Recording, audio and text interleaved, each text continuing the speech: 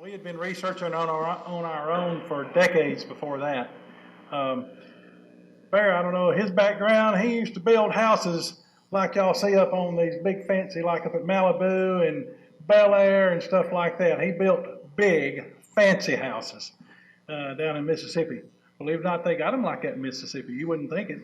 And me, I'm from UCLA. That's the upper corner of Leeton, Alabama. That's it. And And we got LA in Alabama. Y'all didn't steal that. We just used lower Alabama. yeah. But anyway, I'm from up in northwest Alabama. Grew up on a farm. There were Bigfoot, or we call them boogers, on the farm, and my grandmother and my great grandmother and the family just talked about them just like they were just as normal as rabbits and squirrels and stuff. Matter of fact, it was no big deal for a Bigfoot to be around, but when the first deer showed up, it was, oh my gosh, they couldn't believe it. And when the coyotes moved in, they couldn't believe that we had coyotes move in. You know, that was a big deal to us. But anyway, I grew up there near the town of Muscle Shoals. Some of you guys may have heard that, and a lot of good music made there. Leonard Skinner. And John Lennon recorded there, Bob Seger, whole bunch of them, Paul Simon. And anyway, moving right along, I first became aware of Bigfoot when I was 3 years old. We were out playing around one evening, myself and some of the neighbor kids. We had 4 other families that lived on the farm besides us and my grandparents. And 2 of those families lived on top of the same hill about 3/8 of a mile north of us that my grandparents lived on. And we were all of us kids were over there playing around my grandparents' house. And along about dusky dark, down in the lane north of the house, started hearing this god-awful screaming. And, you know, you don't remember much from the time you were 3 years old, but I remember that screaming. And I also remember how my grandparents and how Mrs. Terry and Mrs. Hudson reacted as they started gathering all us kids up and getting us in the house. And we lived, later on, Mama came over and got me and took me home. And so that night, you know, we eat dinner. And every once in a while, we kept hearing that terrible scream from down in the lane. And we went to bed, and we didn't have air conditioning back then. We slept with the windows open and with an attic fan going so cool air would be sucked in from outside. I'm laying there in the bed, and I could hear that thing screaming down there, and it was coming closer. And I'd asked my grandpa, what's that? And he said, oh, that ain't nothing but that old catamount. And most people think a catamount is a cougar. But to my parents, it was what we now know as Bigfoot. The word Bigfoot had not been invented in 1958. And the Yeti hadn't even been heard of in 1958 in Alabama. So they call them a lot of different things. Boogers, hanks, no-heads, goat men, not dog men, hairy men, wild men. But anyway, laying there in the bed, and the thing's getting closer and closer, screaming about every 15, 20 minutes. And we had a big fence that went between my grandparents' house and the Terry's house. And there was a gate on that fence that was about this high. And it was made out of stamped steel. It was very noisy anytime you touched it. And heard the thing scream, and then it hit that gate. And when it did, the Hudsons had 7 bad coon hounds. There were plot hounds and catahoulas, and if anybody knows anything about them, they are very gamey, rough dogs. They're not scared of anything. And all 7 of those dogs came boiling off of their porch and hauled ass, down there after it. And they laid into that thing. And we can hear it clear as bell because, we got all our windows open. And there's this god-awful, growling and carrying on and roaring of the booger. And all of a sudden we started hearing, in the middle of that, dogs, screaming like crazy, and hearing some of them, like that, and running back to the house. And some of them they'd be screaming, and all of a sudden and that'd be the end of it. About that time, I heard over at my grandfather's house, I heard my grandfather start shooting his 30-30, and he emptied that thing. And then he loaded it up, and my dad goes flying out of the house with a shotgun loaded up with buckshot. And he jumped in the truck and goes hauling butt over there. I hear my dad start shooting. And Mama gathered me, and my little sister was only a month or two old, and gathered us up, and we went in the bathroom and locked the door. She heard us all in the bathroom, and she locked the door. And after a while, Daddy came back. Well, the next morning, we went over there, and two things had happened. First of all, the Hudsons had packed up in the middle of the night, and they were gone. And they ran our sawmill. They gone. They never set foot on that place again. We had to shut down the sawmill for a while before we get some more people in there to run it. And the other thing was there were pieces of dog laying all over the place. And I'm sitting there looking at that, and there's like a dog leg over here, and there's a head over here, and there's guts and stuff over here. And my grandmother came out and grabbed me and took me in the house, wouldn't let me look at it anymore. And my dad got to look around and found another one of the dogs that was still alive but torn all up, and he put it out of its misery. And that thing had killed 6 out of 7 of the dogs. One of them recovered after going to the vet. And again, Daddy, what was that? They just said, okay, don't worry about it. It's not going to bother you. And not long after that, it was right before my grandfather died, he loaded me up in the truck, and we rode out to a big oak tree that grew on a ridge out east of their house. And he said, my grandfather never ever called me by my name. He never called me anything but boy. We pulled up in the truck, and he pointed at this big oak tree. And if you've seen how a tree grows, when it grows not in the woods but in the wide open, it has limbs all the way down to the ground. And it's much more full than trees that grow back in the woods. And this was a perfect climbing tree. And he pointed to that tree. He said, boy, you see that tree right there? Yes, sir. He said, those catamounts sit up in that tree and watch us. And every time I come back here, they jump down out of that tree and run down that holler right there. He said, I don't want you ever to come back here climbing that tree. And don't you ever bring your little sister back here. Well, at 3 years old, I wasn't thinking about climbing a tree, but I do remember the conversation. And, of course, my sister was a newborn, so that had never entered my mind. A couple of months later, my grandfather had died. All right, fast forward about a year. And I'm in bed one night. In our house, we didn't have the money to put gutters on the house after my dad built the house. And we built the house out of bricks that they salvaged from an old burnt down building and wood that they cut on the farm. And we would get torrential rains down there all the time, and the dirt is red clay, and it'd run off the house, hit the ground, splash up red clay all over the outside. My mom didn't like the way it looked, so we had a gravel pit on the farm. So we'd hauled a couple of loads of gravel up there, and we put gravel all around the outside of the house, about a 4-foot wide strip, which is still there today. And that way, the water fell off and hit the gravel and didn't splatter dirt on the house. Well, I'm laying there in the bed next to the window, and I hear somebody walking outside on that gravel, crunching. Well, I thought maybe it was Danny Terry. And I'm 4 years old at this time. So I leaned out the window, and I looked out there, and I didn't see anything, and I turned my head this way, didn't see anything. I turned my head to the left, and there was this booger right here, that red-haired booger, and he was about 7 feet tall, and he had his back up against the wall of the house looking at me. His palms were flat against it. It was like that. And when I looked at him, he did like that. He bared his teeth at me. And to this day, I don't know if he was attempting to smile at me or if he was threatening me.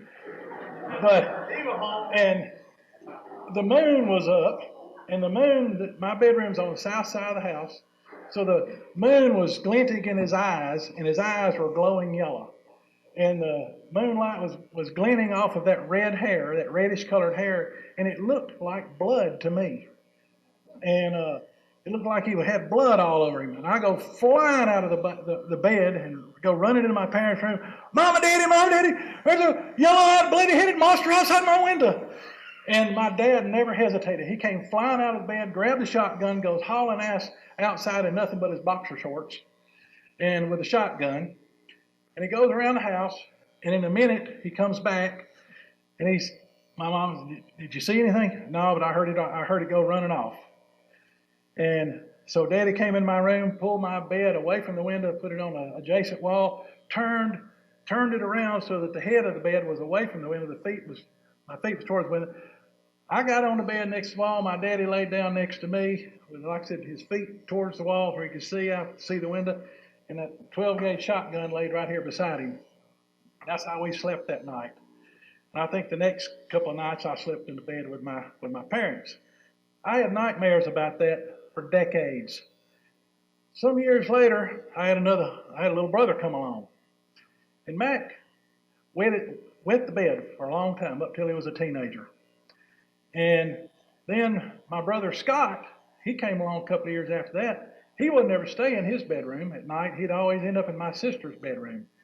We didn't have curtains on our windows. My sister had curtains on her windows, and she had her own little half bath or three-quarter bath, and she had frosted glass in her bathroom, whereas the boys' bathroom was just open windows. My dad died in 2011. We were sitting around after the funeral, the first time the family had been together in a while. We were all sitting around him. My brother said, just out of the blue, he said, "Y'all know why I wet the bed for so many years?" I don't know why. I thought something's wrong with you or something. He said, every damn time that I'd wake up and have to go to the bathroom, that damn monster would be sitting there looking in my bedroom window. And then when I'd go to the bathroom, he'd get up there in the bathroom window and start making a bunch of racket, and sometimes he'd reach up there and scratch at the screen. And he said, that's why I wet the bed for so many years. I was scared to get out of the bed. And my youngest brother's sitting there, and he got this shocked look on his face, and he said, well, that's why I never stayed in my bedroom at night, because every time I'd look over at the windows, he'd be sitting there looking in the window at me. So I'd jump up and run in Melanie's room. So here, all these years, it had terrorized the three of us kids, and we had never talked about it amongst each other. That was astounding to me.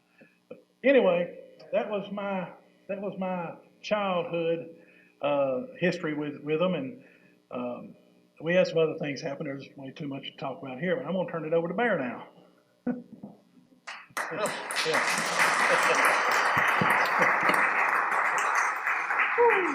What year did this happen?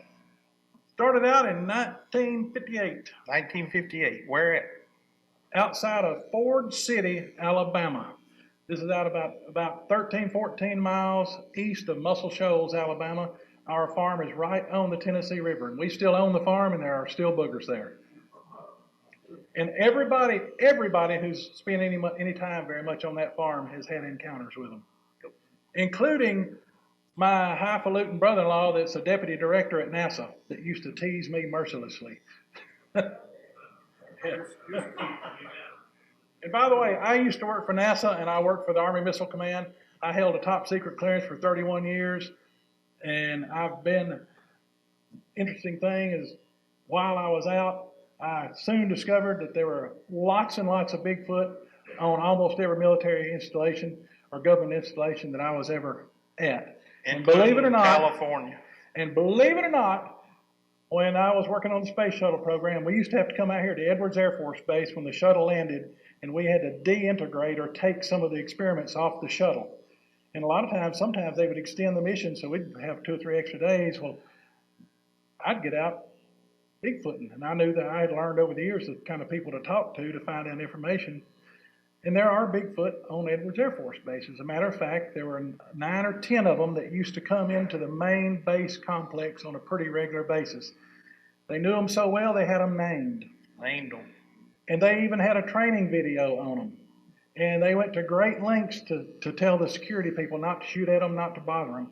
And believe it also, I found out, I used to wonder, when the shuttle was coming in, there were these vehicles that would go way out there in the desert, over there and sit near the mouths of some of the canyons.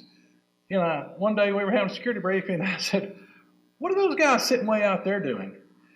And one of the guys said, "I'll tell you about it later." And it turns out that some of them actually walk right across the dadgum runway. And so they said the last thing that they wanted to do is have it on national news, the shuttle landing, and a booger walks out there and the shuttle flattened a booger. True.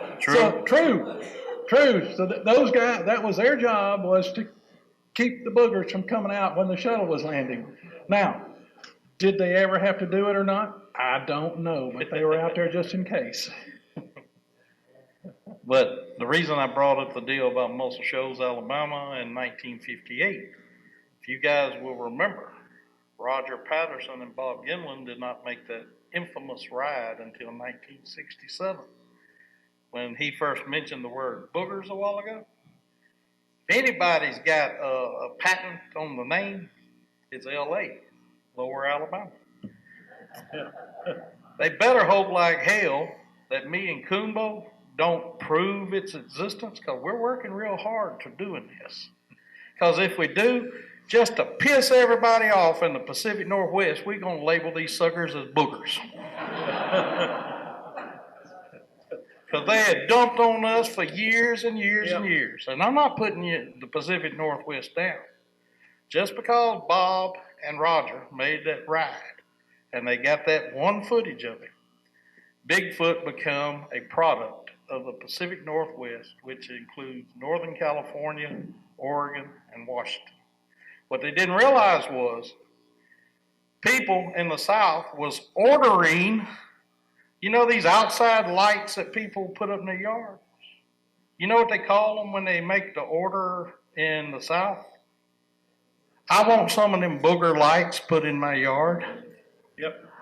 I'm not lying here, guys. Yep. A lot of you guys will think about a lot of things we're going to say here tonight. One of the other things was, how many folks, raise your hand and don't be ashamed. If you don't get your ass in the house, that booger will go and get you. I mean, y'all didn't play outside at night? What's wrong with you guys? Nobody ever threatened y'all about the booger man's going to get you?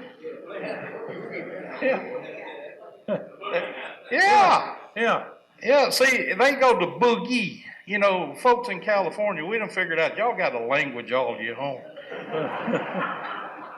Something's wrong with you guys. Tim, have you noticed they talk funny? Yeah. If our farm had been here in California, we wouldn't have called him booger. We'd call it, "Hey man, it's that big hairy dude. Dude. Hey man, that's the dude up there," you know. Yeah, he got a hold of the wrong mushrooms, didn't he? Yeah, that's right. In 1966, I was 6 years old. Reason I remember the date was because my father had left my mom 6 weeks after my baby sister was born. My baby sister was 6 weeks old. She was born the 5th of July. So this happened in August. And the only reason I remember it at 6 years of age, because Daddy was not around anymore. My mom was trying to hold herself together for us kids. It was me. I had a younger brother. He was 2 years younger than me. And then we had a new sister in the family. And just like Coonbo, we didn't have an air conditioner. We lived out in the middle of the country. Actually, the property that I'm talking about, I still own to this day, and there are still boogers on the property. And Tim, we're going to talk about that later, because we've had some adventures on my property as we have on Tim's property. But this one particular night, we didn't have an air conditioner. We had a window box fan. Y'all know these little box fans? We put it in the dining room at the other end of the house, opened up every window in the house so it was blowing out and the air was drawing into the bedrooms. 1966, before Roger and Bob made this ride. Something woke me up. I don't know if it was early or late, because I didn't give a damn what time it was, not at 6 o'clock. but something woke me up. And what it was, the headboard of our bed was up against the east wall. The west wall was facing the back of our property. When my dad and my grandfather built the house in 1960, they leveled off the land and pushed all the excess dirt to the back. Now, my grandfather, that's the only acre of his whole property that we do not currently own to this day because my dad left my mom and she couldn't afford to pay for it, so we had to sell it. But my grandfather had cattle and we had horses. How many people when they was 6 years old was going to the bathroom in the outhouse, but he owned 3 horses? See, I was rich, but I was poor and I didn't even know it. But as I said, the headboard of our bed was on the east wall. At the foot of the bed was our window with the curtains open so the breeze could come through. On about 25 yards across the yard, my grandfather had built a 4-strand barbed wire fence, comes up to about right here, to keep all of his cattle and his horses on the property. But we wanted to fence the yard in so we could have a regular yard. Something woke me up early that morning and it was going,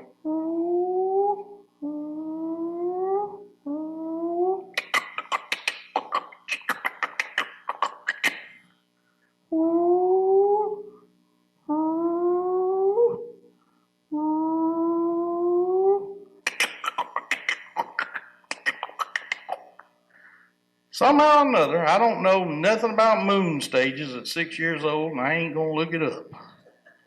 Don't give a damn. But there was enough ambient light in that backyard. I don't know what moon stage it was, but it was bright enough that I could see, in my mind and my opinion, the biggest damn ape I've ever seen in my life was draped. You hear what I'm saying? Draped over that 4-strand barbed wire fence like this. Looking dead into the bedroom window. I woke up, I saw that rascal, I couldn't believe what I was seeing. My brother was in the bed next to me. Hell, I wanted him to enjoy what I was looking at, you know. So I nudged him. Hey, look.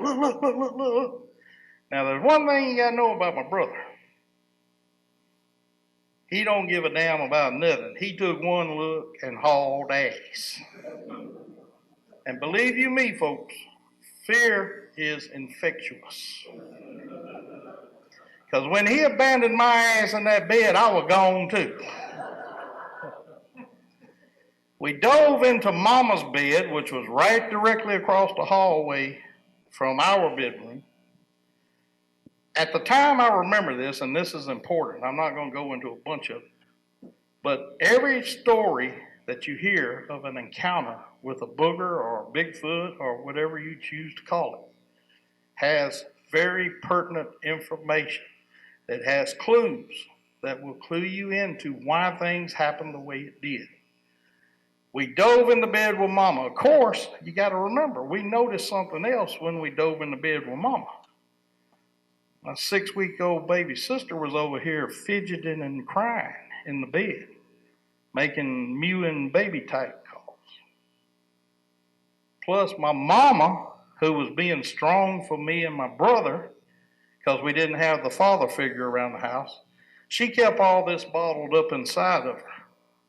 And at night, when she knew or thought we was asleep, she would go in there and cry practically all night long because didn't have a father in the house. Those were the clues I put together over the years. We didn't have an alpha male around. This thing had been watching us probably as long as I've been in the world. Then all of a sudden the alpha male is no longer around. They kind of adopt you in a way. I'm not talking about wanting to come and share the dinner table with you, only they will do that too if you invite them in. Just don't do it. Because I promise you don't want to clean up after them. More ways than one.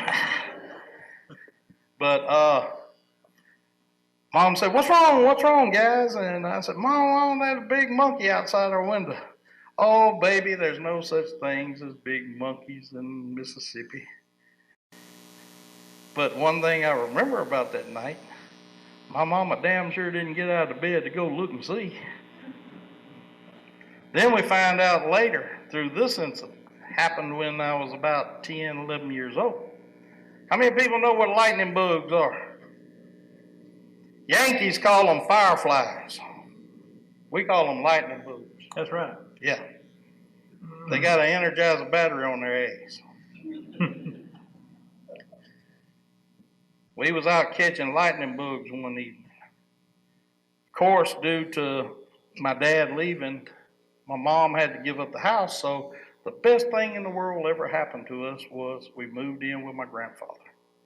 And he's the one who taught me how to hunt. He's taught me how to fish, taught me everything I know about tracking and being in the woods, survival skills, the whole 9 yards. And I owe him a debt of gratitude for that to this day. But I owe him a lot more than that because he knew about these things, but he never come clean with us. He was trying to wait until we got old enough that we would understand what we're dealing with. Because we couldn't go out and brag about this to everybody. If we did, we was ridiculed, made fun of, the whole 9 yards. We was out chasing these lightning bugs late one evening. To understand a lightning bug, they breed in the spring. The one with the brightest ash, the brightest flash, he's the one, that's why they shoot off those beams. They're trying to attract the females. So we was out there filling little bitty old mason jars full of lightning bugs that we was catching. My grandfather come to the back porch 2 or 3 times and told us, "Y'all need to come on in the house. You're going to run into a snake crawling around," because in Mississippi or in the South in the evening when the snakes start crawling, it gets cooler.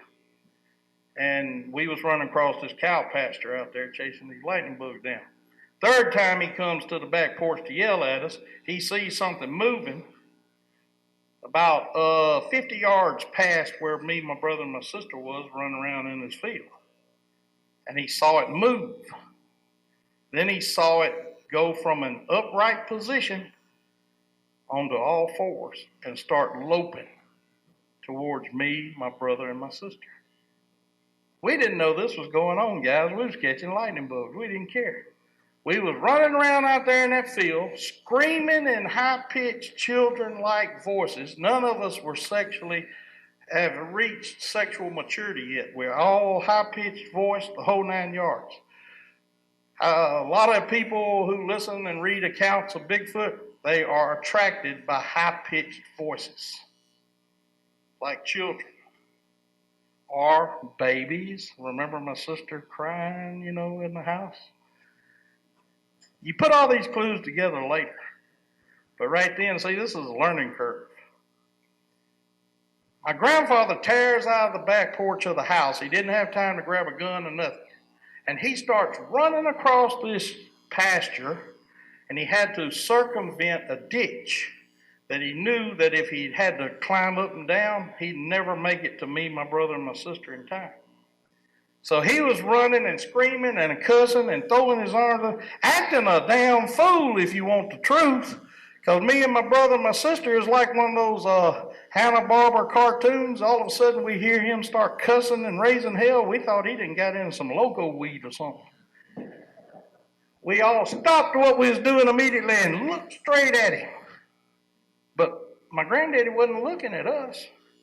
He was looking at something past our right. And we all noticed it about the same time. And then we all turned our head to the right, and here comes this 7-foot booger loping on 4 legs towards us. There goes my brother again. He drops his mason jar and likes to knock my granddaddy down on the way to the house. But I was put into a fix. My she wasn't in school yet. That's why I can't remember the exact date. I know it was around 70, 71, 72. She melted. Her legs went out from under her, and she started screaming hysterically.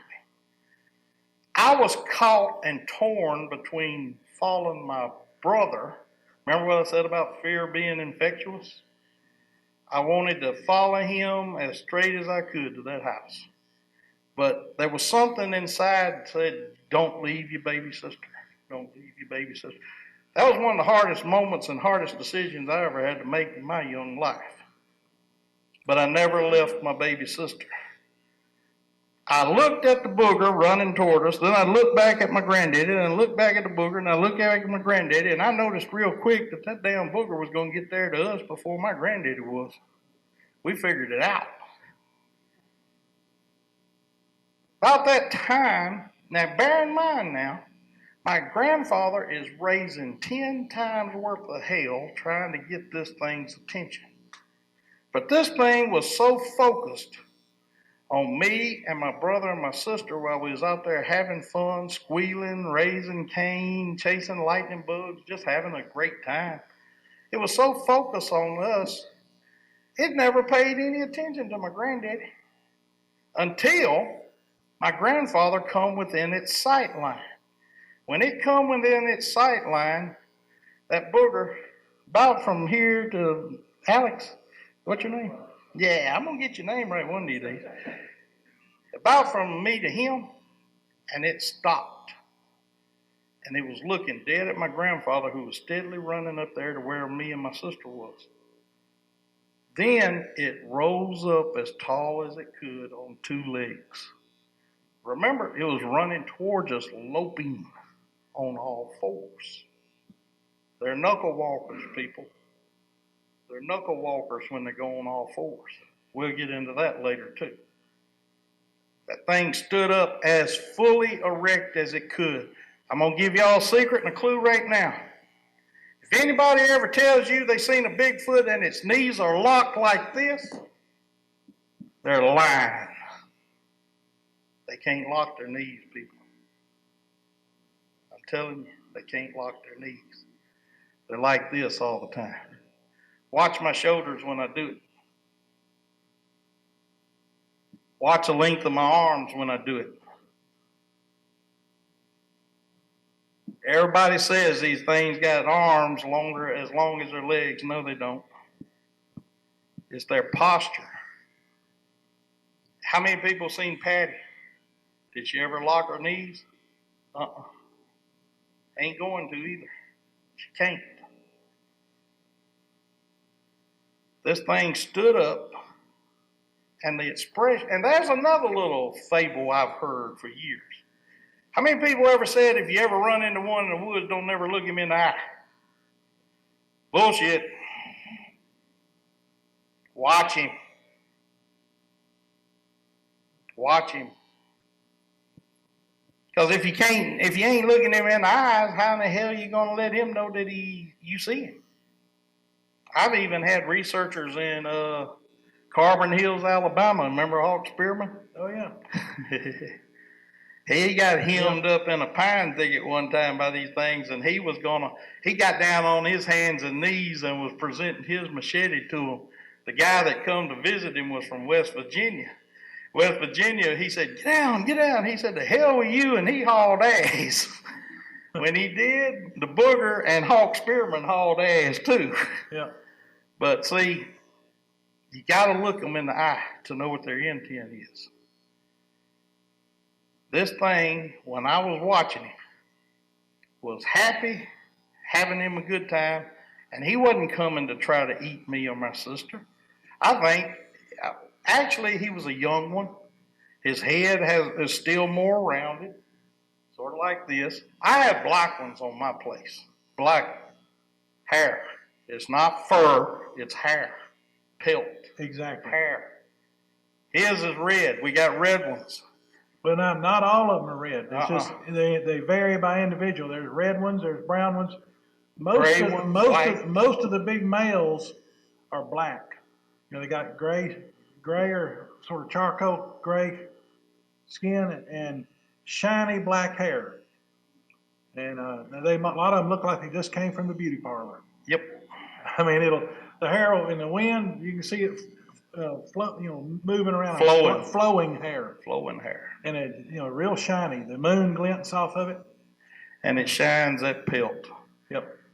But that booger, when he stood up as tall as he could, he had a look on his face of complete embarrassment. That's the way I understood it to be. It was like, what in the heck did I just do? It was like, man, I got caught up in the moment here, and I want to go play with these kids, and now this adult's coming in here and going to screw it up. And when he realized the adult was there, it was like he become embarrassed.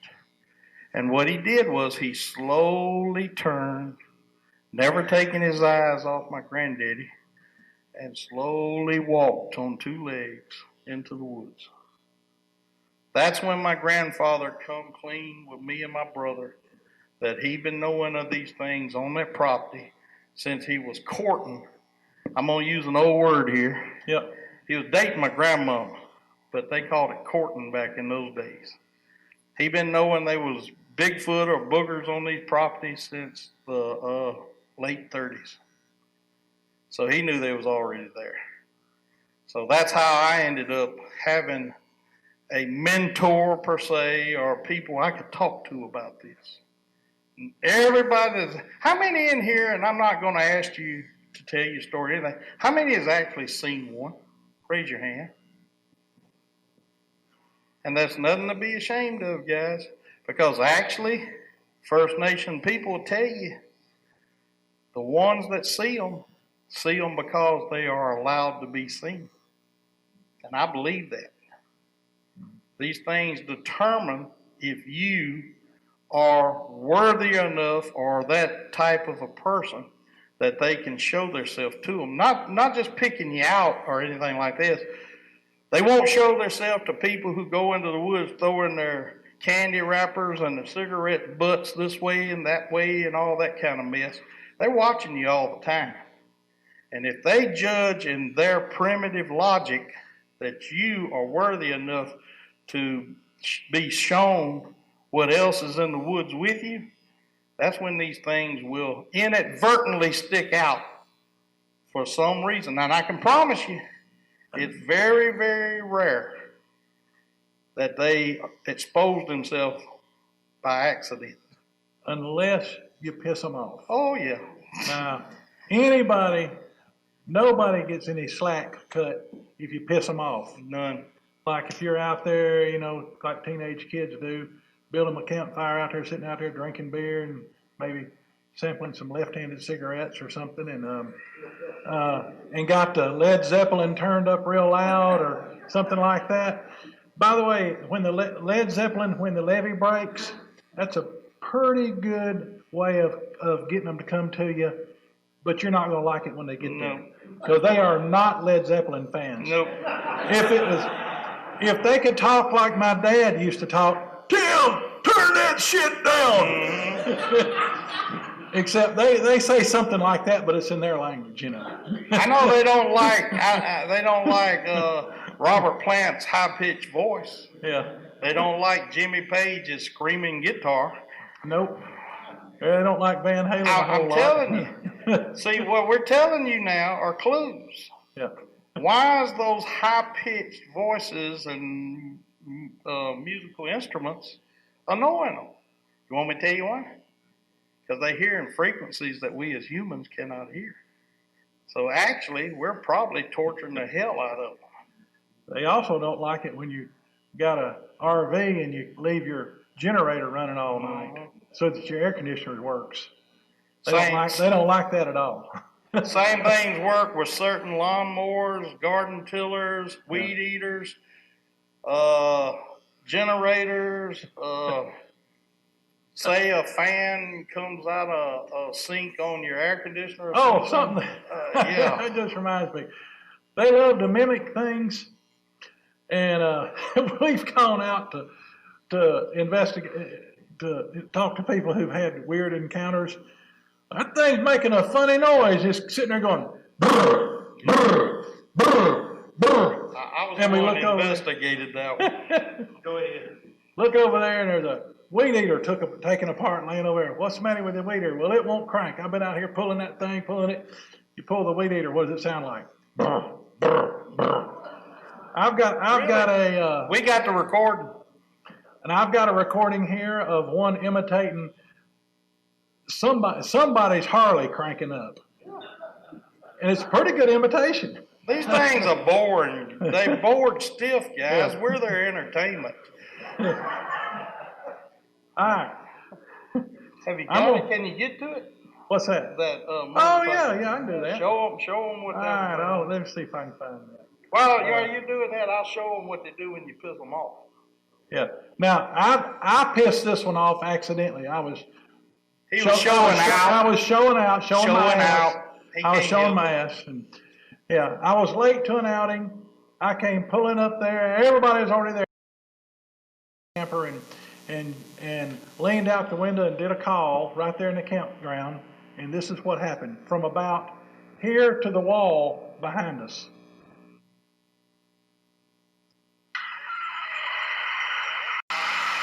Can you put it right next to the mic? Did y'all hear that? See if you can get your speaker right next to the microphone. I'm working on it. Yeah. I am totally illiterate at this kind of stuff.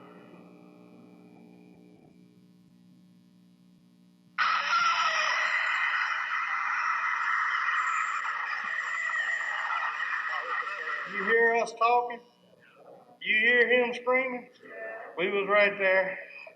Oh, by the way, and about 35, 40 feet away from where that dude was standing right in the edge of the woods, there were 3 families setting up tents for camping. Yes. Let me tell you what, they had all their stuff out there. They had their stuff thrown in the back of that truck and were gone in less than 2 minutes. Gone. We had the whole campground to ourselves. We had the whole campground to ourselves for 4 days. Sure did. Sure did. He had to show out. We had a detective lieutenant come from Devil's Fall, North Dakota down there. Devil's Lake. Devil's Lake? Yeah. We've had people come and go out with us. Daniel Falconer, he's got an Oscar for his work on Lord of the Rings. A little movie called Lord of the Rings. Just a little one. But he's flown all the way from New Zealand to Birmingham, Alabama, and went with us to Chinook and G-Hall Mountain in Alabama. And he got a recording of one that night, happy as hell. He said, Bear, what can we do with this recording? I want to kind of give you some credit, but I can't give you none. What can we do? I said, let me think about it, and I'll tell you in the morning. They had just got through doing the Twin Towers movie, and they was filming Return of the Kings. Is that the third one? I'm not into all this, guys. I said, look at here, dude. I said, how good are you with sound effects in these Hobbit series movies? He said, pretty cool. We work together pretty well, I said, do me a favor. He said, what's that? I said, why don't you get that sound effects guy to use that recording in Return of the Kings? So now, every one of you guys who's ever seen Return of the Kings, y'all go listening and find out which one's a Bigfoot, because we recorded him in Talladega, Alabama. A lot of people don't know that. That's a true story. You found it yet? No, I'm looking for it. All right, I can lie some more then until you get ready. Right. I'm not believing you. I hope I do. Oh, okay. She wanted me to tell about that one. Not many people heard that one. I've got a million stories Tim does too. When Tom... Here's the T-Rex screen right here. Oh, well, we were looking for the other one. Well, you can play it again if you want to. See, I told you you're going to be fiddle farting with that thing all night. That's the motorcycle, ain't it?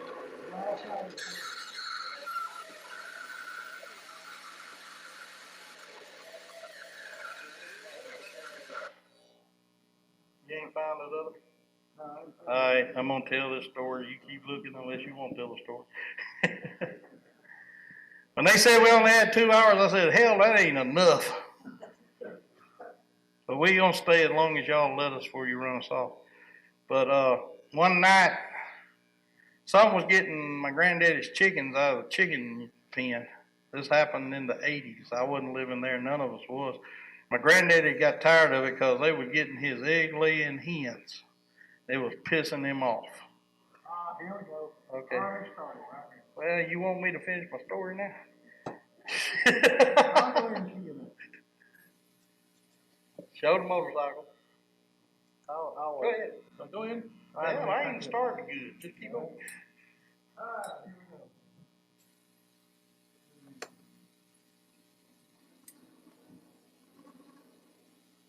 Oh man, that didn't sound like anything. Thought you done already got to. That sounds like bloop. Well, my headphones sound fantastic. Let's give them all a headphone. It's distorted. Let me go on with my story. We're boring them to death. But my granddaddy, he said, I'm going to catch that son of a bitch that's getting my chicken. Whatever it was, he had an opposable thumb because we had these dog latches that you put on a dog collar, you got to pull the latch down. All right, he had that as to lock the chicken coop. But see, inside the coop was wire about 10 foot tall, and there's where the chickens run around the chicken yard. Inside the coop, we had this little chicken house, which was the coop itself. When the birds or the chickens would go in there at night to go to roost. He knew that every time this happened, we had two big old black Labrador retrievers we let run around in the yard. They was farm dogs. We didn't let them in the house. We didn't believe in dogs in the house. Boy, y'all would hate my guts out here in California. I think a requirement out here is you got to have one or two ugly dogs. I think I want to just spend the rest of my life following my dog around picking up his dog shit. Best fertilizer in the world in the country. Y'all need to move out in the sticks. I'm telling you, y'all missing it. You don't have to pick it up out there. Unless you accidentally step in it, and then you don't want the dog no more. But anyway, whenever these dogs would go, the booger would come around the house, they'd get up under the house. The house was about that tall off the ground. They'd start coming up under the house and hitting them floor joists with their backs and their heads. You can hear them. They'd be boom, boom, boom, boom, boom, boom, boom. Well, it was sort of raining that night. It was a slow drizzle rain, and the dogs, sure enough, boop, boop, boop, boop, boop, boop. So my granddaddy, instead of turning on the light in the house, he was smart. He had a pair of them old boxer underwear drawers. Y'all know what I'm talking about? Them old solid white boxers. And then everybody calls them wife beater t-shirts. They look like muscle shirts, white ones. He was wearing that. And then he reaches down beside his bed. He had them old Brogan boots. Y'all know what Brogan boots are? That's these old boots that look like combat boots that got laces. You know what I'm talking about? Well, he didn't even want to take the time to lace his boots up, so he stuck his old feet in them Brogan boots, and his old dog ears were flopping around, and the dang laces was everywhere. He was stepping all over himself. He had a 16-gauge double-barrel shotgun, but my granddaddy was hard-headed. I don't know where I get mine from, but he was hard-headed. And whenever he would open up a box of shells, like number 8 bird shots, you took dove hunting. Number 6, you took rabbit hunting. Number 4s, you take pheasant or coon hunting or squirrels, whatever. Then you had buckshot and double-aught buckshot and slugs. So whenever my granddaddy would open a new box of shells, he'd just dump them all in the same drawer. He didn't keep a loaded gun in the house. We learned about gun safety real young when we was young. And I'm a proud believer that, we have the right to own and bear arms. If not for nothing else but our own personal protection. But he just happened to reach into that drawer and pick out 2 shells and popped it into the gun. What he didn't realize was he done popped in a double-aught buckshot and a slug. This double-barrel shotgun was not cut down for size. My granddaddy stood about that tall. He was the biggest man I ever knew in my whole life. Soaking wet. he had this darn shotgun with a barrel about that long. I think it was an old foul shotgun, you know, for birds, long range. I think his boss man gave it to him years ago. And he had this big old flashlight. It was about that long. So here my granddaddy is. He gets this shotgun. He loading it up. He grabs his flashlight. He ain't turned on a light in the house. Ain't grabbed a flashlight. He goes on the back porch. He noticing this drizzling rain. So he decides to pick up this poncho that he has there. He puts the poncho over his head. He goes out in the backyard. Now, can you just imagine this in the dark? Here a man is about this tall, trying to hold a double-barrel shotgun, a flashlight that he can turn on, and he done already draped over his head a hood. He looked like a gnome or something, you know. He walks up to the chicken coop. He sees that the gate's wide open. I got that son of a bitch now. Walks into the chicken coop. Now remember, it's raining. Chicken coop. It's a little square circle, about like that, where chickens run around and poop in all the time. So he was walking around in his brogan boots, his white drawers, his white beater shirt, a poncho over his head, walking in chicken crap up to his ankles. He goes up there to the chicken house, and there's the door open, and he could hear the chickens in there. They was restless. Something was in there screwing with them. He said, I got him this time. I got him this time. Then he says, now he gets to thinking, how in the hell am I going to hold this shotgun and this flashlight to confront this? He thought it was a vagrant. He never was thinking booger. I mean, and we had him on the place. Yeah. So he takes the shotgun and he puts it under this arm. And he's holding, and he's got both dog-eared triggers pulled back, click, click.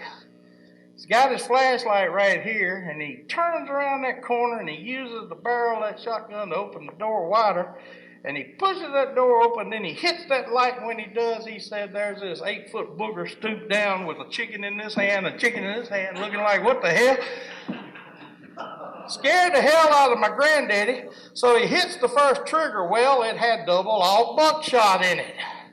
Knocked him smooth on his ass in that yard. When he hit the first trigger, the second trigger went off. He blew a hole in the side of the chicken coop, killed half the damn chickens. Missed the damn booger. The booger tore the rest of the wall out, heading north up the hill, and took half the damn fence with him. I get a phone call early the next morning. He said, Bear, what are you doing this weekend? I think this happened on Thursday. I said, I don't know what's going on. He said, them son of a bitches done tore up my chicken house and tore down my damn fence. I said, well, what do you want me for? He said, I need you to come over here and help me put the damn thing back together again. I said, all right, I'll come up there. That's when I heard the whole story. Here my grandfather is lying around in the ground in white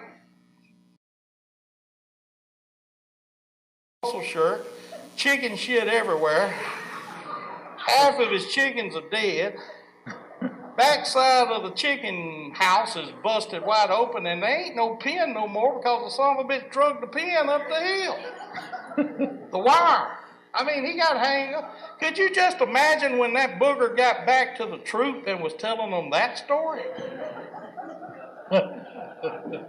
Now think about it from a booger's perspective, and I'll let it go. Here this booger is, done got him this old hen, and he turns around and he sees this big light shining him in the eye. And then he sees this big old hood, looks like a damn hobbit. And then all of a sudden, this huge wall of flame comes out of this big stick he's holding. People, now I know why boogers believe in UFOs.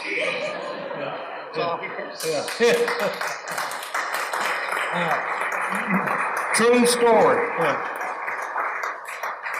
I wanted to add something about the story I told about when first time when the booger got after all the dogs. My grandfather knew better than to shoot at the booger. Dad knew better than to shoot at the booger. They were just shooting in the air trying to scare it off. The last thing you want to do is shoot at one. But anyway, do what? You don't want to piss them off. If you happen to kill one, the rest of the troop will take retribution against you, and that's happened time and They've time. done it before. Time again. Yeah. Most of the worst cases in history involving Bigfoot is because one of them been shot. Right. All right. I'm going to sort of blow through this. I started investigating these things real seriously back in the mid-'70s, and I've traveled. I've investigated Bigfoot in 38 states plus Ontario, Canada. And at one time, I was probably the most widely traveled Bigfoot researcher in the world. And I might still be that. I don't know. I don't think so. I think the Finding Bigfoot guys probably covered more ground than I have. But they absolutely have not put in anywhere close to the untold tens of thousands of hours in the field that I have, or bear. Anyway, didn't take me very long to figure out that there were different kinds of Bigfoot out there that were, and they seemed to sort of keep together, and they weren't all mixed up. Here in one area, we would have a group of them like on our farm that I call now Type 1. That's the classic patty type. They're heavily built, massively muscled, and they have a prominent sagittal crest. The alpha males average around 10 feet tall and about 4 feet wide across the shoulders, and they'll weigh average about 700 to 900 pounds. However, we have seen them 11 and 12 feet tall, and those probably weigh, they definitely are in excess of 1,000 pounds, we guesstimate, 1,100 pounds, maybe 1,200 extreme. Females, average height is 7 to 8 feet tall, and they average around 450 to 700 pounds.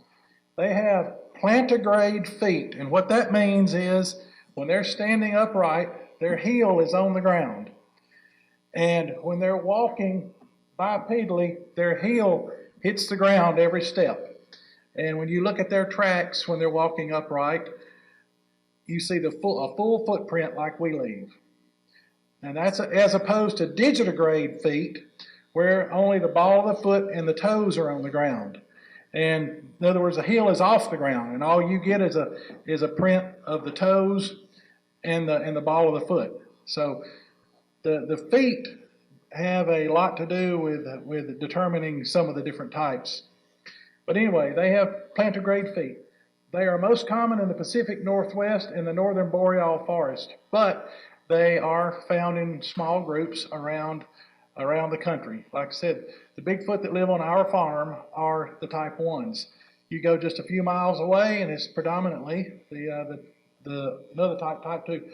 The Type 1s are the second most common type that we run into. And I think they're the second most common type nationwide. All right, here's an example of the Type 1s. And of course, there's Patty, the famous female from the Patterson-Gimlin film. And here is one that a friend of ours, I think this picture here came out of Oklahoma. And this is a big one walking up the hill. And you can see how massive the thing is across the shoulders. I mean, they are huge. I've seen the one on our farm, the alpha, as an adult. I've seen him a couple of times, and my brothers have seen him, and he leaves a 22-inch track, and he's right at 10 foot tall. I've caught him walking around the end of one of our barns, and we've got a joint in the siding that's exactly 10 feet off the ground. If that joint's here, his head will be bouncing like this, right along that joint. We've also got a tree out there that we've used to pull engines with out of tractors and trucks. From the bottom of that limb to the ground is 11 feet. I've seen him walk underneath that, and he clears it by about that much. Hang on a second. Yeah. 10 feet is about the bottom of that speaker, folks. Right here. Right in front That's of the and that's 10 feet is to the hoop on a basketball goal. That's it. Yep. That's huge. All right. Here's some artwork here, just more examples of Type 1. And now this is artwork, and this one here on the right is that's a really good, some of you special effects guys may have seen that before. That's a created one. All right, the type 2 is what I call the modified Neanderthal type, and they are lighter than a type 1, but they're barrel-chested, muscular, hugely strong, less prominent sagittal crest, more rounded head. They run 7 to 9 feet tall for the males, average of about 8 foot. I've never seen a 9-foot type 2. They've all been 7.5 to 8 feet. The weight is somewhere around 550 to 850 pounds, average of maybe 600, 700 pounds. Now, this is the kind that's on Bear's Farm, and they are by far the most common around the country, around the continental U.S. The females will be 6 to 7 feet tall. They'll weigh 300 to 500 pounds, averaging maybe 400. They also have plantigrade feet. They're widely scattered over a large area of the U.S., and they are definitely generally more aggressive and belligerent than the type 1s. They're the ones that are most likely to not be rock music fans. And they do not like man-made noises in their part of the woods at night. I've been screamed at when I was out running trying to mow my grass at night. You know, I was working a lot of overtime and stuff. The only time I had to mow my yard was at night, so I've got a real good riding mower with real good lights on it. And I've been screamed at several times while I was out mowing the grass at 9, 10 o'clock at night. One time, the dude walked right up in front of me. And he wasn't directly in front of me. He was screaming so loud, I thought I had thrown a belt on the mower. And I stopped and disengaged the clutch and idled the engine down. I could still hear it. And I said, what in the heck? And this thing had cornering lights on it. I flipped on all the lights, and he was standing about a 11 o'clock, 10:30, 11 o'clock angle out in front of me about 30 feet away. And I decided I'd mow the grass the next day. Anyway, they got a bazillion different names, swamp ape, skunk ape, boogers, hairy mans, no heads, yowies. By the way, the yowie in Australia, I believe, is a type 2, what we call a type 2. And they are by far the most common type. And here are some pictures. And these are pictures that came from this spring out of Oklahoma, from one of our friends. And this is actually, these are frame grabs out of a video, what you're seeing there. Now, notice something here. Notice the hair on this one.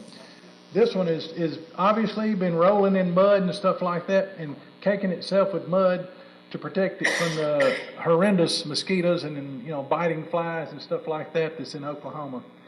And you can see a little ear right here. But they're not as clean and shiny as the ones that live along major waterways and stuff, usually. Sorry. All right, here is out of the same video another another one, and I think this right here might be a female. And it's much lighter built. The face is a little narrower, and they caught her standing there looking at them in the same video clip. Now, this is one of the ones. This is one we got on video down in East Texas, and this is a Neches River that's behind her or it.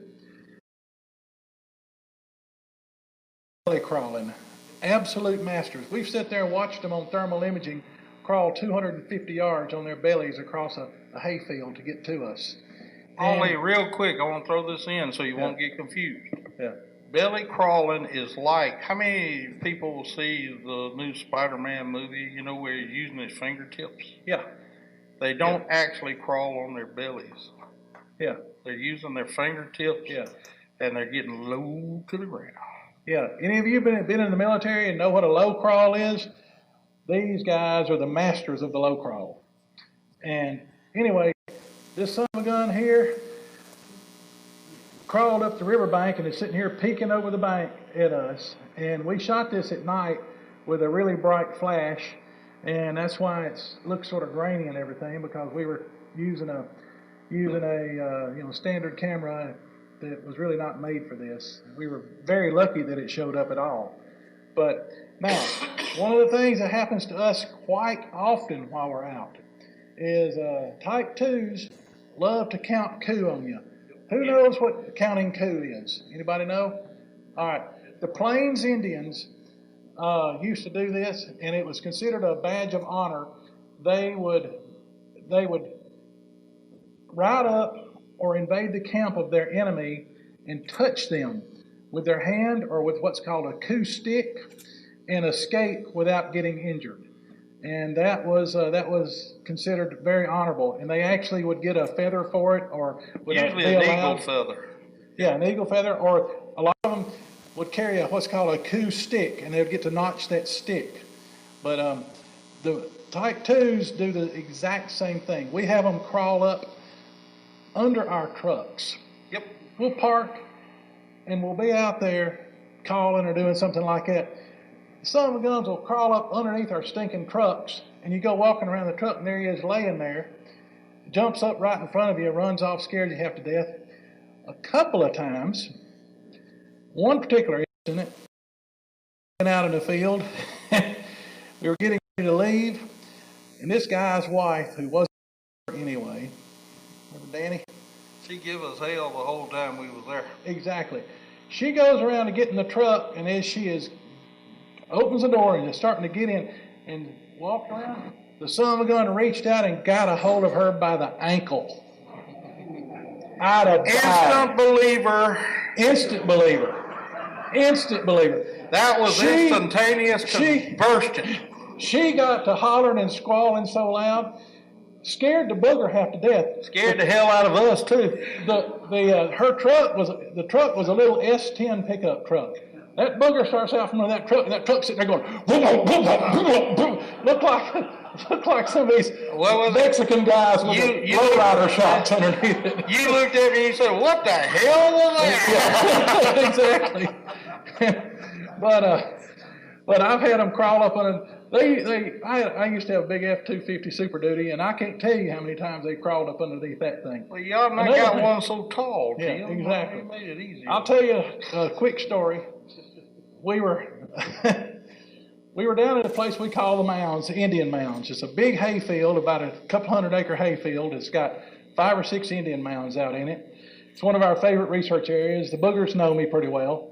And I had a lady by the name of Vicki, another lady by the name of Kelly, Kelly's passed away now, and then myself and another researcher from St. Louis named Ken Hartung, and had my dog Bo, my world famous booger dog Bo. So we're down at there's one road in and one road out of this place.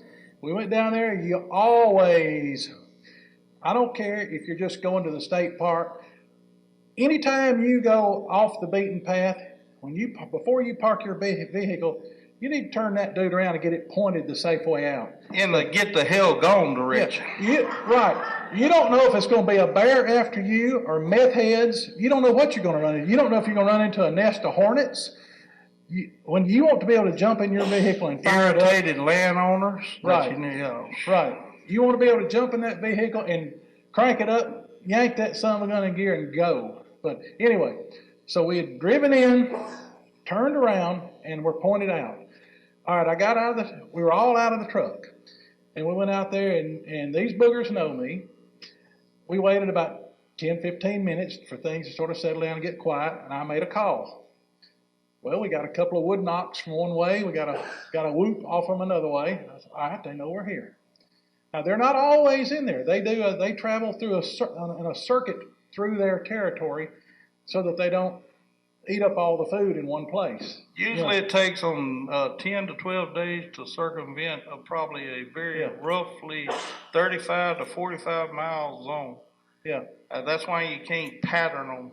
You can't keep them in one place. And when they show back up in a particular area, they're there no more than 3 days, and average about 2 days.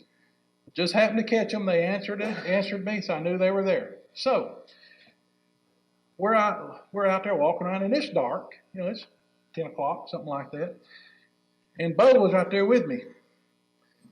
Well, he started getting real nervous around the truck.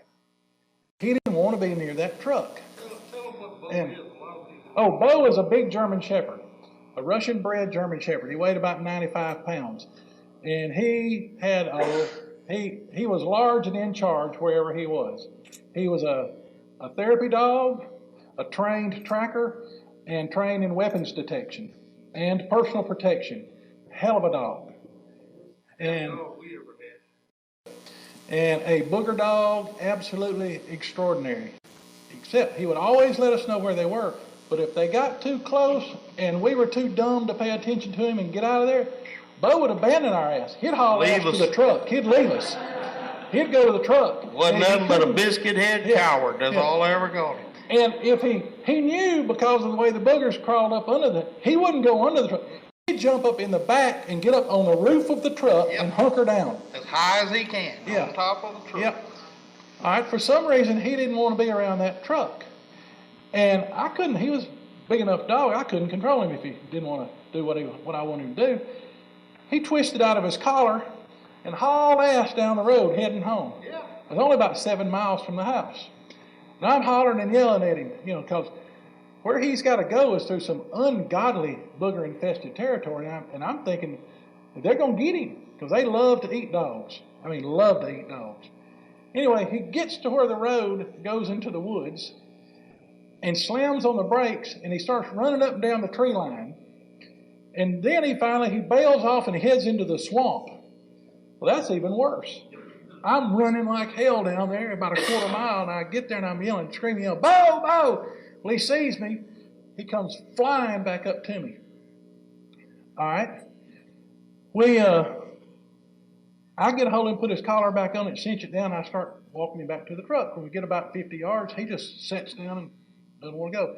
I grabbed him, and I'm dragging him backwards up the road to the truck.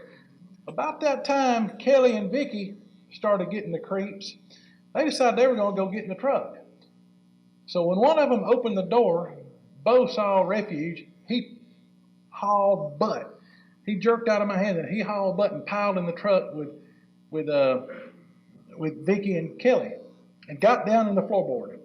I said, all right, I ain't got to worry about him anymore. So I go back, and this road that we were on the south side was a soybean field, north side is a big hay field, and there's brush and stuff down either side. And there's a gap on either side where the tractors could go out in there. So I walked out on the north side of the hay field. Ken walked out on the south side in the soybean field, and we're sitting there. Well, I got caught short. Y'all know what caught short means? I have to go to the bathroom. So there was a little patch of wild plum trees. I walked around behind that. It's kind of like a hedgerow. Yeah, it's a hedgerow. I walked around behind that, started taking care of business, and I'm standing there, and I became aware of something literally breathing down my neck. Literally ruffling the fur, the hair on the back of my neck.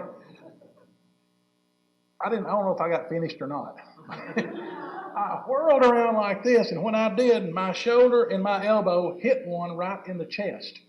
There was a 7-footer had walked right up behind me, and he was sitting there literally breathing down my neck. I hit him. And I didn't know what to do. He goes, like that at me.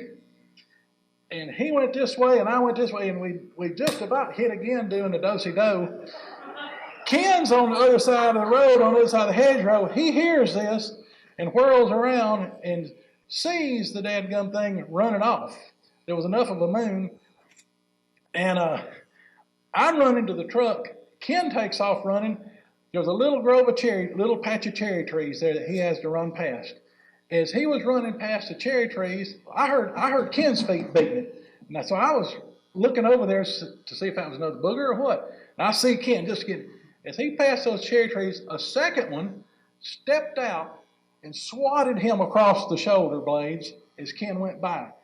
Ken started hollering, and he caught about 3 more gears that I didn't know he had. and he got to the damn truck, and the damn women had locked the door and wouldn't let us in. Ken was about to tear the door off the side of my truck. He was about to claw his way through. Flop, flop, flop, flop. Yeah. I grabbed my keys out, and thank God I had a remote control. I hit the remote control, unlocked the doors. We piled in. I fired that dude up, and we go tearing out of there. All right, quarter mile, and the road goes into the woods, and it curves. We get into the woods, the road starts curving, and all of a sudden, there's two big trees down across the road. One shoved down from the other side. They weren't there when we came in there an hour or so earlier. That's real common that they try to block you in. I had a big Tex brush guard on that thing, and I'm sitting there praying, dude, it's time for you to do what you're here for. Protect my damn radiator. I let off of it just enough that rather than hitting the trunk of the first tree, I cut out into the limbs. I blew through that, and I cut real hard, and I hit the limbs, went through the treetop of the other tree, go hauling butt down the road and out of there. And that ain't the only time that's ever happened. We're going to tell you another story that happened in Texas, too. But anyway, that's type 2s. That's another way they like to count 2 on you. I mean, that's happened to us so many times.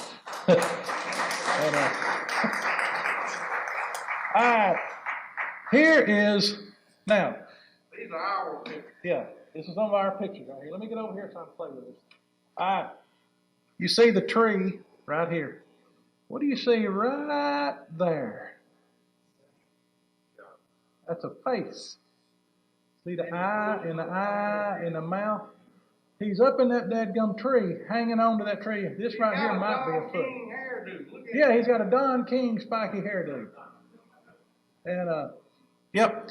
When we first came out and said that one of the first times that anybody ever told me about their habits, my grandfather told me that they sit up in the tree and watch the house.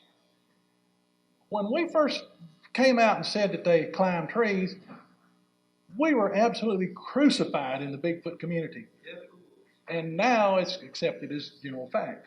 But anyway, there that dude's up a tree. Now, this right here, this doesn't look like anything, but you see something right here. And look at here. This is an arm sticking out here. That one ain't the good one. That's not the good one. Now, you see this right here? This dude, this is a right profile. That's the eye, and it's in here. This one's got his hand on this one's back. All right, here is another one up here. See the rounded head? All right, here's his face. There's the eyebrows. There's his nose ridge right here. This one is the alpha male of this area. See the side of the crest? Yeah. Sure. Yeah. This is the alpha female right in here. She's got his hand. This one right here is an interloper male. He's an in there. We call them the gangbangers. Right. He's coming in here thinking that he's going to be able to lure Mama away from Big Daddy. What's happening is Big Daddy's turning around here. Probably what happened about 2 seconds after that picture was hit is Big Daddy tore down all that brush between him and Gangbanger there. There was probably a hell of a fight busted out. In fact, there was. And anyway, but there's 3 of them in there. There's actually, we saw some movement down in here. Yeah. Anyway. But like I said, nobody's seen these pictures nowhere. Right.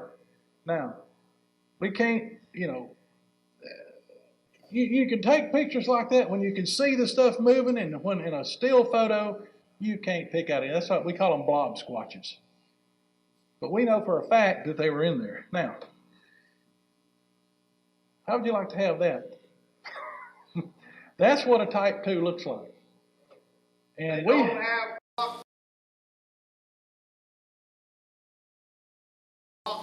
choppy teeth. If any of you guys have, and now this right here was made for us by, there was a book that came out called Them and Us, and it was by an anthropologist, and he came out with the theory that Neanderthals actually were not near as human-like as we thought that they were. That all the stuff in the museums is wrong, and that they were much more brutal, much more scary looking.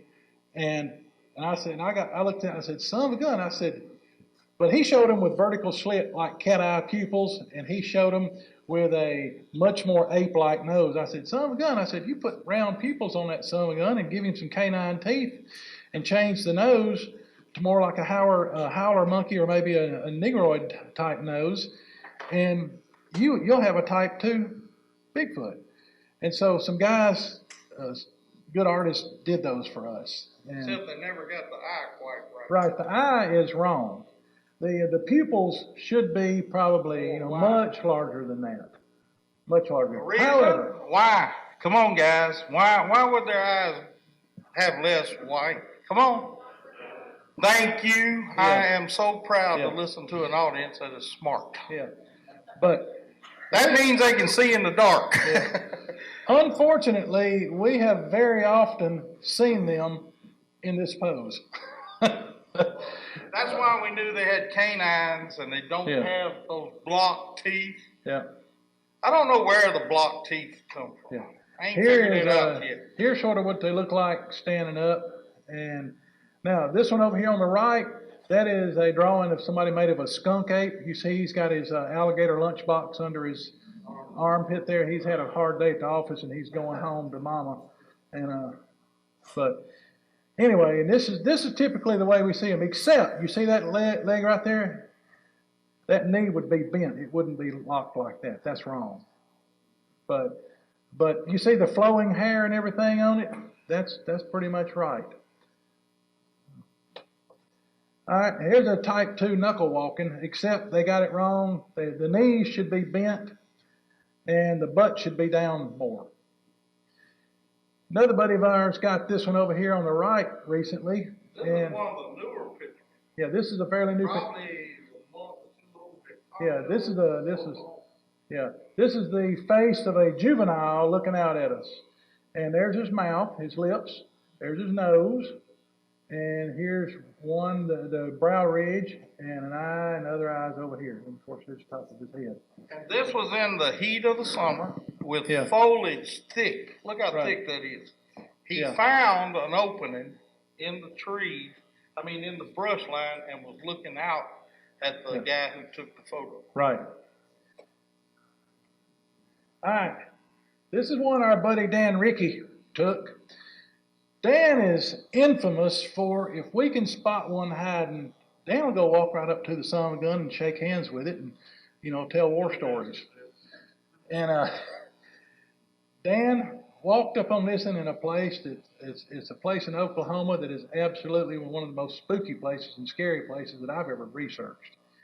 And he spotted this son of a gun, or we spotted the eye. You see the eye shine here? He was turned more towards us. We spotted the eye shine, and we held the lights on him, and Dan walked right up to it with just an old time, just a cheap camera. It was a film camera, not even a digital, which actually, for taking booger shots, film cameras are better.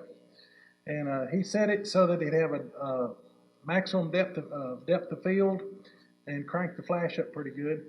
Anyway, if you see here, I've sort of outlined the head here. Here's the shoulder. Here's the right eye. Here's the left eye shine. You can see sort of the rough outline of the nose, and you can see the mouth right here. Actually, guys, if you look, I don't know how well you can see it out there. Remember what we said about the pupil? It's solid. Yeah, you won't see the whites of their eyes. But that one was sort of mad. He had his lips pursed like that. Normally there's a lot greater distance between the bottom of the nose and the lips. In fact, the distance from their eyes to the bottom of their nose is about the same from the bottom of their nose to their lips. But this one was PO'd, and he was sort of had his lips pursed. They'll grin at you when they get Yeah. Yeah, they'll grin at you, or they'll bare their teeth and Don't growl take at that you. as a friendly action. Right. Exactly. All right, then there's a type 3, which, now, for years, I had the type 3 and the type 4, which I'll get to later, piled into the same group. But it didn't take me long to figure out that they were two totally distinct animals. Type 3 is a baboon-faced, snouted primate type hominid. The build and everything is identical to a type 2, but it has a baboon or canine-looking snout with clawed toes and possibly clawed fingers. They have plantigrade feet. In other words, the heel is on the ground when they're standing and when they're walking upright. But they have clawed toes. they're typified by something called the beast of seven shoots, which I'll show you a picture of it here in a minute. They could be a mutation of types 1 or 2 or both, or a genetic throwback. And back when white men came to this country in the 1600s and 1700s, they brought their European or white man's diseases. They wiped out most of the First Nations people. Most of the Native Americans died of smallpox, chickenpox, and measles. They also killed off most of the Bigfoot. And the ones that were left were in small pockets. So there was definitely probably inbreeding that happened amongst the isolated troops.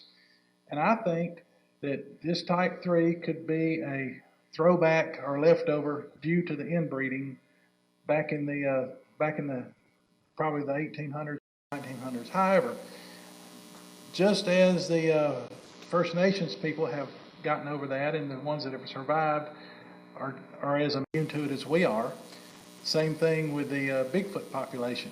So they are recovering by leaps and bounds. That's one reason why we're seeing more and more of them, because there are more and more of them. And now, however, the type 3s are regarded to be evil and considered more dangerous than types 1 and 2. They are by far the most rare of the Bigfoot that we investigate, that we come across, of any of the Bigfoot, Sasquatch, or Dogman. But they make up for it. Yeah, and we have found them we've found them in Oklahoma, Texas, Iowa, Bear, can you think? Tennessee, yeah, Kentucky. We found them in a few places, but they are. I ain't looking for them, guys. Yeah, he don't do them. No. I am a. All right, here is the famous beast of seven shoots, and this is in Seven Shoots Provincial Park in Quebec. And you can see here he's got a baboon type snout. You can see his eye arches. You can barely see his eyes. You can see he does have a prominent sagittal crest. Now, what he's got here, he's got a dog that he's killed. This is the dog's. This is one back leg. This is the other back leg, and the tail is tucked down, dropped between its legs. Here's the dog's ear, and probably the dog's snout right here. But he's caught him a dog, and he's toting him off. Of course, you can clearly see the arm here. And this is one of the best. Of course, you can see the whole body and everything. And this is one of the best. This is by far the best photograph of one of these that I know that exists. Well, we found another one, but we misplaced it. Yeah. All right.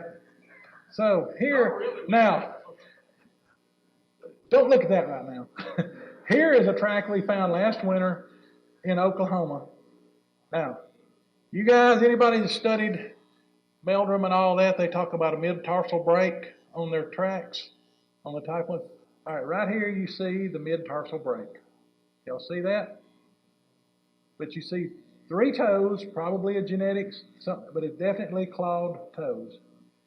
And you can see that's a big son of a gun. That's about a 17-inch track, 17, 18-inch track. I mean, that was a big son of a gun. Now, this guy tried to take the beast of seven shoots and enhance him a little bit. And he's got him sitting there looking like, oh, baby, how about let's get together tonight, you know. That's one of them. There's one dude. Yeah. That's a type 3 dude. They got the eyes all wrong. His mouth is open. I'll go back and show you. You can see right here the mouth is open, and you can see his lower teeth and part of his tongue maybe, but he ain't smiling. He's glaring. He's got him all wrong. He's glaring at him like, "What the hell are you doing up there?" You know. And he's not giving him a. All right, here's a type 3. This is a more artist concepts of them, and I don't like either one of those very much, but the one on the right's a little bit more accurate. This one here is not too terribly close, but you still get a sort of an idea of what you would walk up into. All right, now this is Bear's favorite one. This is the one that Bear every time we go out, the son of a gun's trying to get one of these into the tent with him. And Tammy has run them off 2 or 3 times with a broom. We actually had one of these type fours walk right behind our tents one night and found the trap. And we got a guy's got a couple of good pictures of it. Unfortunately, he wouldn't let us have them. But he wouldn't even let us hold them. He holds them, and we can look at them. He will not even let us hold them. And he never would have seen it if it hadn't been for us. We run Exactly. that all the time. Anyway, and that was the first and last time that we ever camped in that particular area. We will not be going back to that area. We go in there. Yeah, in a particular. All right, Dogman, which is your canine or werewolf canine type. This thing is right out of your worst nightmare. People think that these things don't exist, but they do. I investigated my first sighting of one of these things in 1978 or 77. I recorded the first official report of one. I was probably the first researcher in the world to do it in 1984. Wasn't it on the BFRO? Yeah, it was posted on the BFR. They pulled it, and it's in their private database now. Shows you how much the BFRO appreciates us. Exactly. I have made dozens of reports to the BFRO before I figured it out. What is BFRO? Bigfoot Field Research Organization. That's the not finding Bigfoot people. Yeah. That's the not finding Bigfoot people. And they have about 15,000 sighting reports on their public database, and they have like 10 times more than that on their private database. But you got to pay to get to them. And I have, like I said, I have submitted dozens and dozens and dozens of reports to them, and only two of them are on their public website, the public database. Okay. Now, type 4s, usually 9 to 10 feet tall, but we have reliable reports of them 11 to 12 feet tall. They have digitigrade feet. When they're standing there, their heels are up off the ground, like a dog, like if you stood a dog up on its back leg, or a goat. In fact, for some reason, in some areas, they're called goat men because of the way the hair and everything on their feet looks, and they have more like fur than hair. Plus, they're also called lizard men. Yeah. I mean, these are the categories that nobody can lump them into. Right. They have the real ones. There are a lot of pictures out there that are faked, that look like something out of Hollywood. And the real ones, though, that we've seen pictures of, that we have reliable eyewitness accounts, they have hunched backs and massive shoulders, almost like a type 1 booger, almost like the big male that I showed you there earlier on the same page with Patty. And they absolutely positively have clawed toes and fingers. And they have large upper and lower fangs or canines which protrude from their mouth even when it's closed.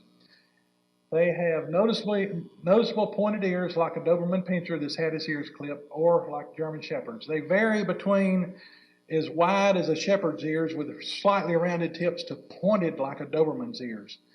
Most of the time when people see them, the ears are sort of laid back like they're pissed off, There's very few reports that have them where they're actually looking at something intently and the ears are up like a dog's ears.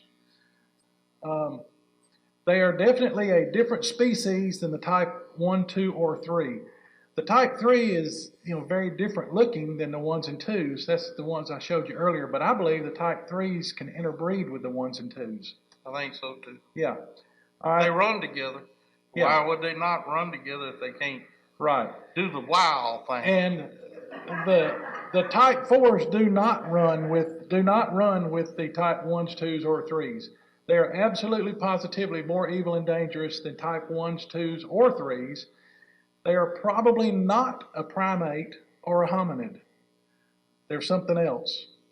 We don't know and if you want to... That's why I don't do the beast of land between the lakes is a type 4. How many of y'all have heard of the beast of land between the lakes? And that's a booger. That's a type 4. Yes. Absolutely, positively, both stories. Everybody tried to discredit it. Yeah, I have been investigating that since the 1980s. I know one of the law enforcement officers that was involved in it. We have a guy in our group that lives there, and corroborated the story from a totally different angle. I've been to where it happened. In fact, you can get online and you can just do a search on Coonbow, Land Between the Lakes, and you'll see where I took a group this spring up there and took them to the places where the last two big murders happened. And Tom, did I take you up there? Alrighty. And explain to Do them. what? Yeah. Summarize. Yeah, I'll summarize it here in just a second. And tell us what evil and dangerous means in your context. That means they are more apt to attack you without much provocation. The Choctaw, which is my tribe, Yeah. they call them the Nalusophalea. My That great means long, dark, evil being. my great grandmother was full-blooded Cherokee, and if she ever taught, when she went to tell us about it, she brought us outside the house, got us out in the backyard, away from everybody. I mean, so they couldn't hear.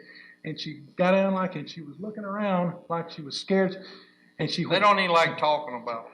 they're the Keklakudla. They call them the Keklakudla. There's a Cherokee name for them, which means hairy savage or hairy cannibal. Cannibal. And now, in the Cherokee tradition, they believe that the regular Bigfoot, which they call Nununui, that they help protect us from the Keklakudla. And in the Cherokee lore, the Keklakudla, or the Type 4s, live further back into the woods, into the more desolate places that the other Bigfoot do not live. They're segregated. Right.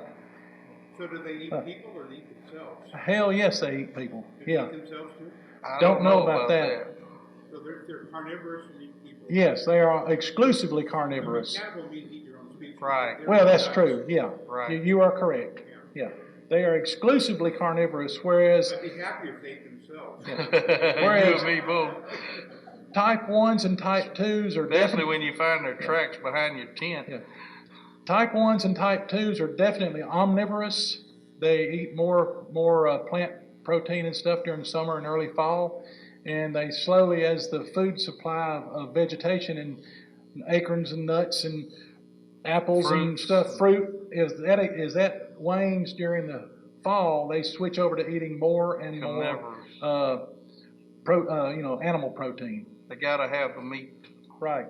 Now, unfortunately, the Type 4s are much more common than the Type 3s, but they are still, thank God, much, much less common than the Types 1 or 2. Now summarize Dan Montgomery's story. All right, here is That's the one. The first picture is these up pictures. This picture here was the first one that was drawn as part of the police report of a murder that took place in 1982 of a family of 4 people, and that was. Summarize it. All right, quick summary. A wealthy family had a really, really nice RV. There was an RV campground at the time in the north end of LBL, very close to the North Visitor Center. Near Grand Rapids. This is just south of Grand Rivers, Kentucky. Grand River's not Rapids. Yeah. They pulled in there at about 3 o'clock, 3:30 or so in the afternoon. Mind you, this was 1982. It was a top of the line. It would be the equivalent of a Prevost or something nowadays. But it was a top of the line motor coach. These were very wealthy people. They backed into the spot. It just so happens there was nobody in that section of the RV campground then at that time of the year. And it was very, very early spring before it was still a little bit cold. Anyway, back then they still had to hand crank the leveling jacks. It was a man, a wife, a boy about 10 years old. Yeah, he was older than the little girl. 10 or 11-year-old, yeah, 11-year-old, but 10 or 11-year-old boy and a 9-year-old little girl. The wife and the daughter were inside getting ready to set up to cook supper and everything. The father and the son were out and they were leveling the thing. The man was down on his down on his knees with the jack, leveling the front end of the RV. This thing here came up the RV slot, sort of backed in. You backed into the north side of the road. off the north side of the road. There's a big draw that goes down to the river, down to the Cumberland River. Cumberland? Yeah, it's on that's Cumberland side. Yeah, Gotcha. Cumberland River side, Lake Barkley side. Yep. Just on the east side of that RV spot. And this thing came up out of that draw, and by this time it was about 4 o'clock in the afternoon. And mind you, this is in probably, I think it was very early March, late February. So it's getting dark at 4 o'clock in the afternoon. Early, before the Yes. time change. Right. This thing comes up, it comes around the left front corner of the RV. The man's down on his hands and knees. He grabs the guy and snatches his head right off. And that's the way even type 1s and type 2s kill people. Remember the And type Bachman 3s. story? What? Roosevelt story? Yeah, the Bachman story from Teddy Roosevelt. He even described it the same way then. We have found old newspaper accounts going back all the way into 1830s of when people were attacked by them and they were killed the exact same way. The booger comes up, grabs, just snatches, grabs him by the shoulder and just like that. The head goes flying. The next thing he did, he ripped out both of the guy's arms and threw them. The little boy takes off running, trying to get into the RV. He makes it to the door. He's got a hold of the door. The thing grabs him, tears him to shreds too. The mother is screaming and yelling. The thing tears through the outside door. The solid door was open, latched back. It tears through the screen door, gets in there, and that woman, adrenaline does amazing things. That woman put up a hell of a fight. Tore the inside of that damn RV all to pieces. She fought that thing so much she torn all of the flesh off the ends of her fingers. She had bare bones hanging out of her hands where she had been tearing at this thing. She obviously inflicted wounds on it. The thing was in that cramped RV, so I guess she had a little bit of an advantage, or not. Well, she had no advantage, but it was handicapped some. It did overpower her and tear her to shreds. Now, the law enforcement reports and talking to the people that I've been able to talk to would not tell what it did to the woman, although it said that it absolutely mutilated her. I mean, and literally tore her to shreds. All right. The little girl had run to the back of the RV and locked herself in the back bedroom. It tore the door open, got her, took her outside, and partially ate her. Drug her off down into the woods and either carried her body up or threw her body up into a tree 30 feet in the air. She was hanging in the crotch of a tree 30 feet off the ground. That tree still stands. I know where it is. I took Tom down there and showed him. And I was taken down there and shown where that was. And, what was the name of them? Don't know. I don't recall it off. I don't recall it off my head. Tell about your ranger, buddy. I have a friend who was a ranger there, who he and I grew up together. I've known him since I've known old enough to know anybody. Yeah, he was a ranger in the land between the lakes, and he and I grew up in the same church. His parents and my parents are friends. His grandparents and my grandparents were friends, and we went to the same schools together. He graduated a year ahead of me, and he worked on the Natchez Trace for a law enforcement ranger for a number of years, and he got transferred to land between the lakes. No, Teddy Roosevelt had a man. Wilderness hunter. He had a man that worked for him that ran into something like this and told him the story about it. And Teddy Roosevelt recorded it in detail in one of his books. The book was called The Wilderness Hunter. Yeah. And it's also in the lake. No, it happened up in Wyoming. No. Either It's either Montana or Wyoming. Montana or North Dakota. Montana or extreme western North Dakota. I think They just had an Montana or Idaho. They just had an expedition that's tried to find that site just recently, this past summer. I don't know if it's spelled B as in boy, Bauman. You can look it up. It's very easy to find. All you have to do is Google search it. Yeah. M-A-N. B-A-U-M-A-N, the Bauman, or Bowman or Bowman story. Put it in your cell phone right now. When you get Yeah. home, you can Google it. Yeah, Teddy Roosevelt Bowman story. It's in one of his Yeah. books. Yep. Do what? About your Ranger. Yeah, okay. Now, when a family, some people came riding by there at about a little bit after 4 o'clock and saw the body of the man laying there in front of the RV. The front was pointed out towards the main loop in the RV park. They see his torso laying there. They hauled ass out of there and didn't stop until they got into the town of Grand Rivers, and reported it to the Grand Rivers Police Department. Called the police. This is Probably sheriff. This is before 911. The first people there on the scene were the Grand Rivers Police, followed closely by the county, followed closely by the Land Between the Lakes law enforcement rangers, rangers and stuff. They started, looking around. They found the boy was there, the wife was there, the husband's body was there. They found clothes in the closet for the little girl, but they didn't find the little girl, so they were wondering where she was. They went outside and started looking, and they found a blood trail going down through the woods and started following it. They got to a point where they lost it. I'm not going to tell the officer's name, but I know his name.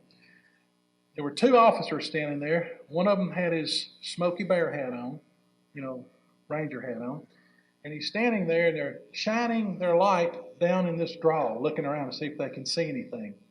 Something starts dripping on his brim of his hat.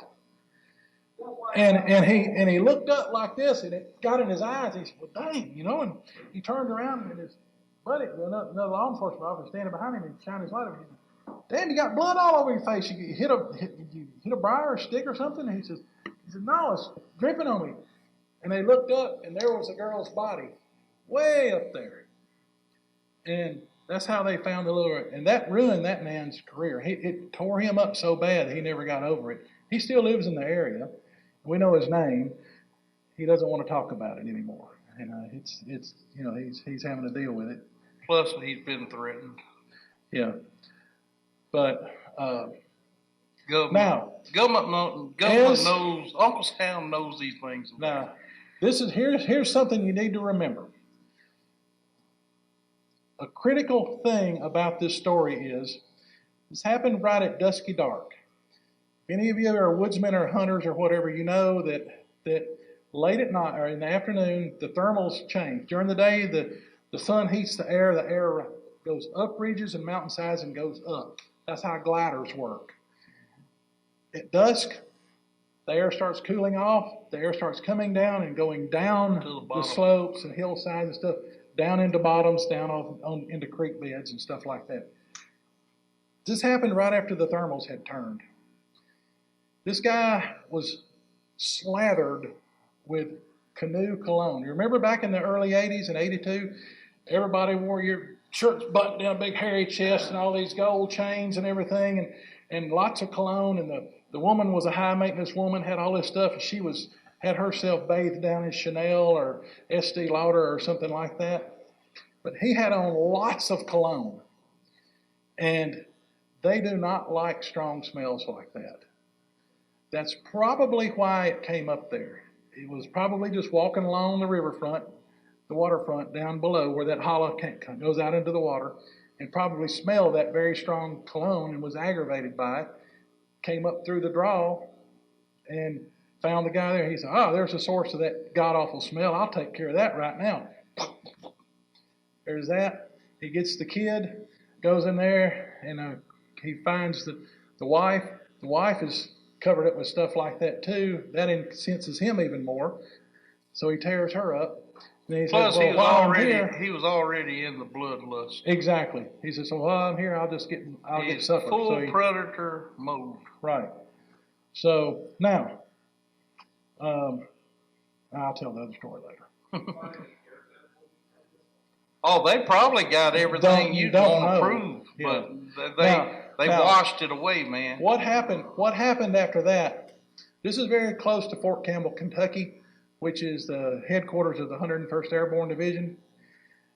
They shut down the north end of Land Between the Lakes. Sure did. They Shut put it all down. they put boats all out in the river on both the Kentucky Lake side and the Barkley Lake side, and in the canal connecting them. They put a wall-to-wall, shoulder-to-shoulder line of people. They went back a few miles south and put a shoulder-to-shoulder wall of heavily armed men, literally from shoreline to shoreline across the Land Between the Lakes. The Land Between the Lakes is a huge, narrow peninsula. It's separated by the Tennessee River on the west side and the Cumberland River on the east side. Right. And there's a canal connects the two at the north end. So like I said, it's a very long, it's about a 40-mile long peninsula.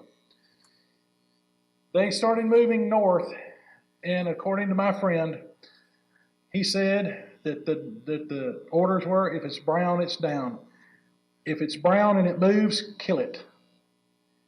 They killed everything. They actually found that one's lair in the hollow south, a big, deep hollow with a bunch of rocky crags and stuff in it, to the south of the campground. The reports were, and I've been able to corroborate this from two independent sources, when they finally killed the thing, it was so big that they couldn't carry it up out of the hollow. They brought a deuce and a half up. You know what a deuce and a half is? 2.5 ton truck. Big military truck that's got dual wheels on the back. Most of them have a big winch on them. They ran the winch cable off down into the draw and cabled onto the thing and used the winch on the deuce and a half to pull the thing back up out of the draw. And supposedly it was close to 12 feet tall.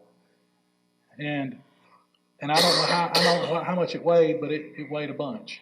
Now, nothing else happened. Things were quiet there until 2002. Listen to this one. 20 years. Now, we have a guy in our group that lives right across the river he lives right across Barkley Lake from this. On the Cumberland River and side. we've been researching with him since 99, 2000. About 2000. Yeah, about 2000. All right. And my friend is still working down there. I'm working with the Boy Scouts then. And we're getting ready to go to Philmont Scout Ranch, and we wanted to do some hiking and stuff. So I called my buddy up. Now at this time, I didn't even know about the first one. My buddy, my law enforcement ranger friend had not told me about the first thing that happened in '82.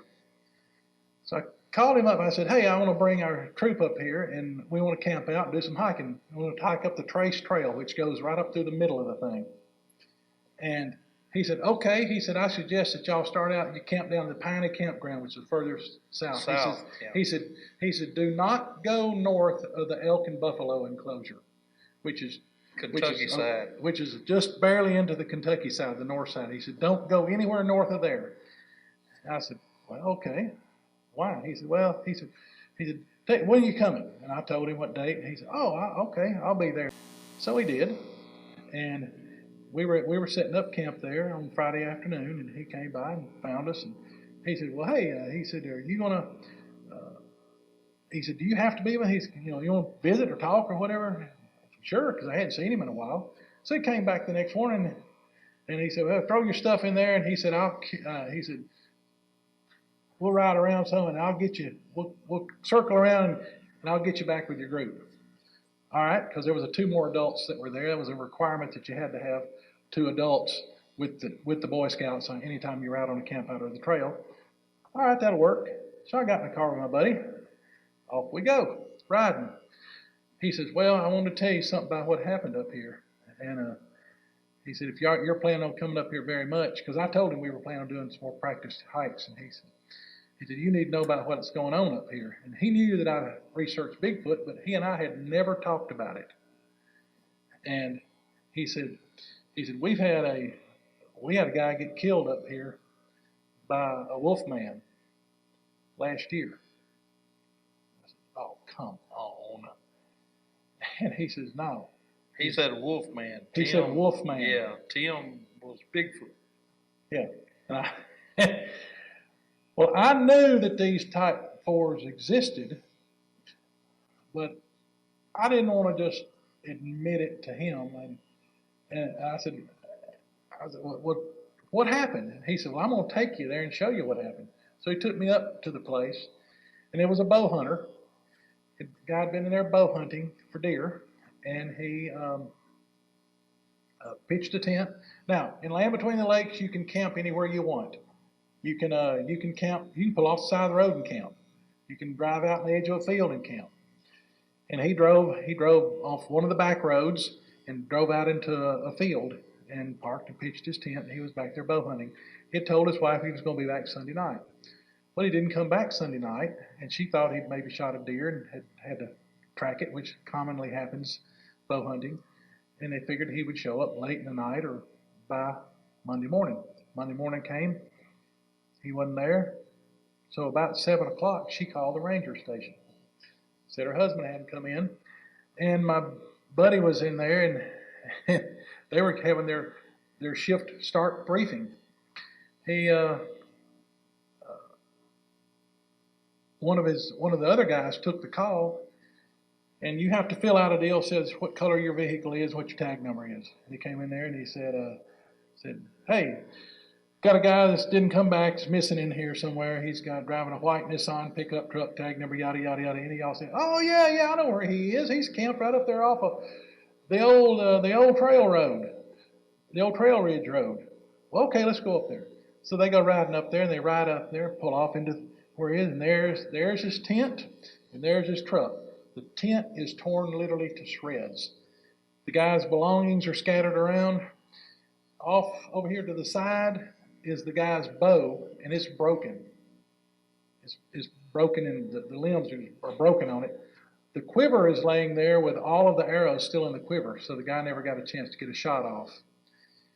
They said there was a very easy to follow drag mark leading going out to the southeast.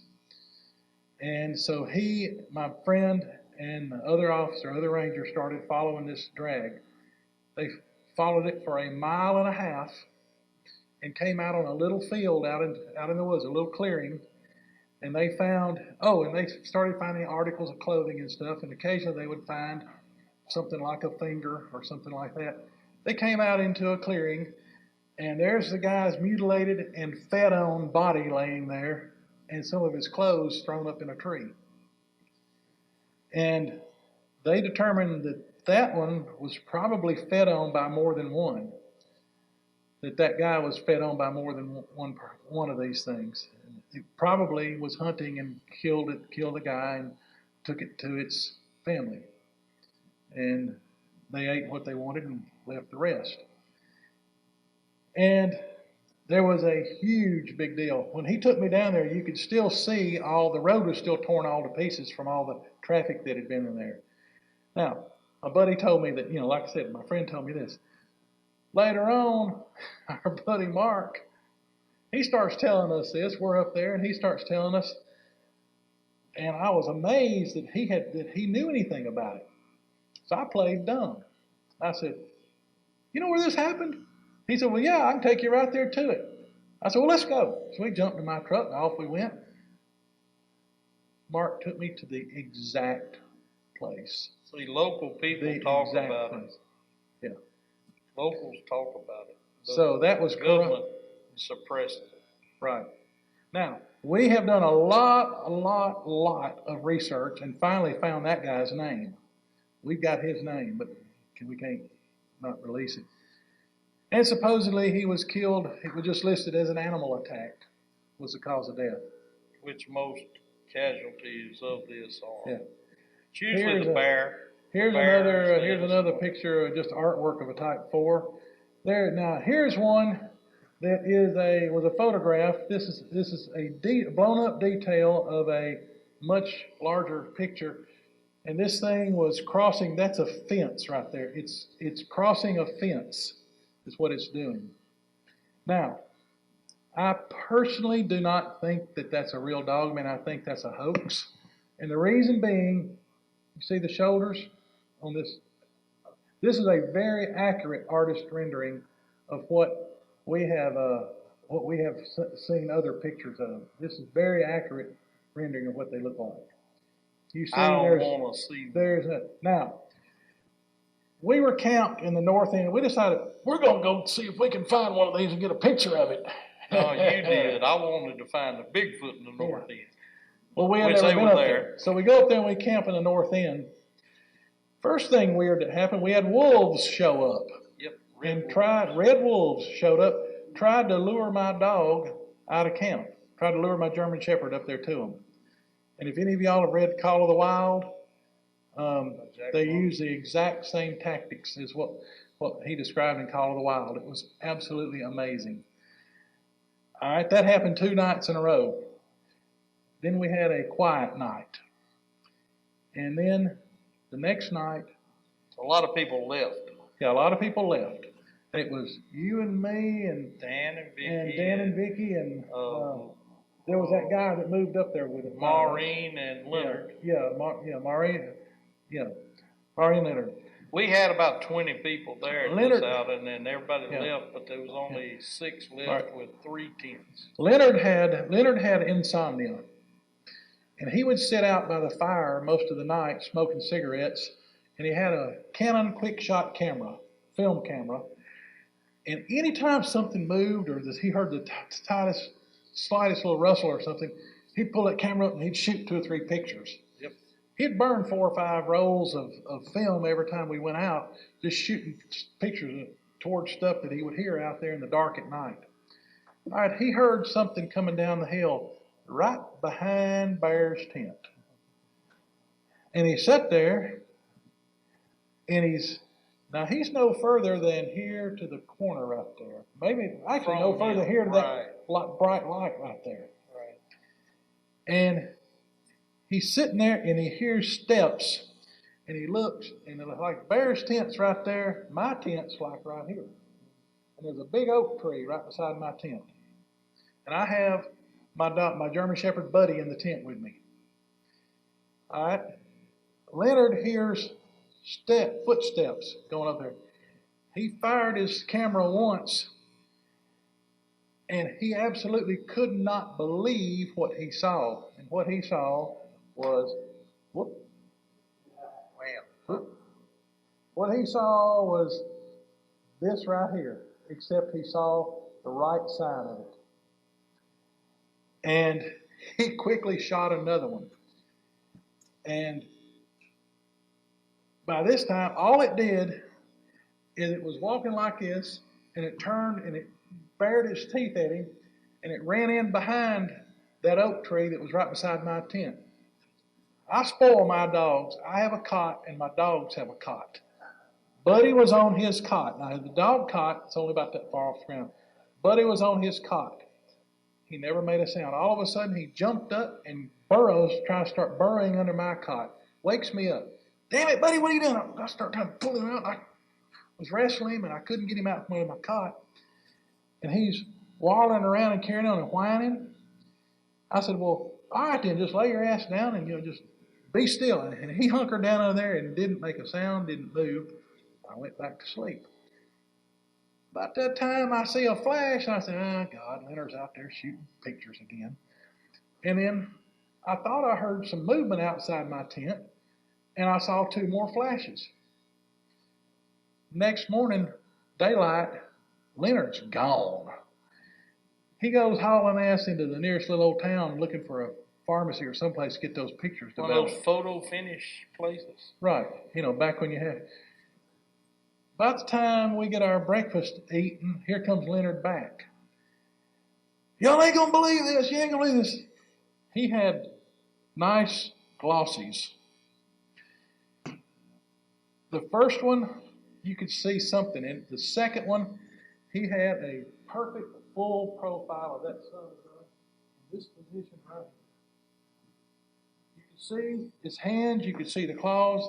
Their hands looked like raccoon hands, but with big claws on the tips. That's what's it. Knobby knuckles. Big, huge hands. You could see both of his hands. He was like this. And he had his teeth bared at Leonard. The next shot, the third shot, He was behind the oak tree next to my tent, and he was looking out at Leonard. Leonard shot him, and flashed his eyes. He turned around and hauled butt up the hill behind my tent. The fourth shot, you can see him across the back, and you can see what huge, massive muscles he's got on his back. In the fifth shot, he was just nothing but just a dark smudge on the film. All right. I'm like, yeah. I figured he might had pulled something, or I didn't know. We were starting to tear the camp down. I go up We there, was all leaving. and I walked around there, started to pull the tent pegs up, and my God, there were the tracks right there at the corner of my tent. And I looked, and the tracks went right up the hill. The hillside was covered with that little short green carpet moss, and everywhere that son of a gun stepped, it tore that Those that claws moss. were Those like claws tore razors. through that moss. Oh, it Yeah. scared the hell out of me. Yeah, and we backtracked them, and we found where it came down the hill, and we found where it walked right behind Bear's tent. Yeah, nothing but a piece of fabric between Yeah. me and it. Yep. Too many. I don't And know. too many people and too vigilant. Yeah. Because Leonard was sitting there. Yeah. Yeah. They do not actually, a camera flash is a much better deterrent to them and much better protection than a gun. Yes. It Much blinds them. better. Or a real strong spotlight or flashlight. We tell everybody that goes with us, bring you a good flashlight with a minimum of 700 lumens of illumination. Flashlights and spotlights have Yeah. saved my ass. Yeah, I'm many not lying. times, many Literally. times. Or I used to have I've still got it. I had a Olympus, real nice pro-grade Olympus camera with a big tater masher.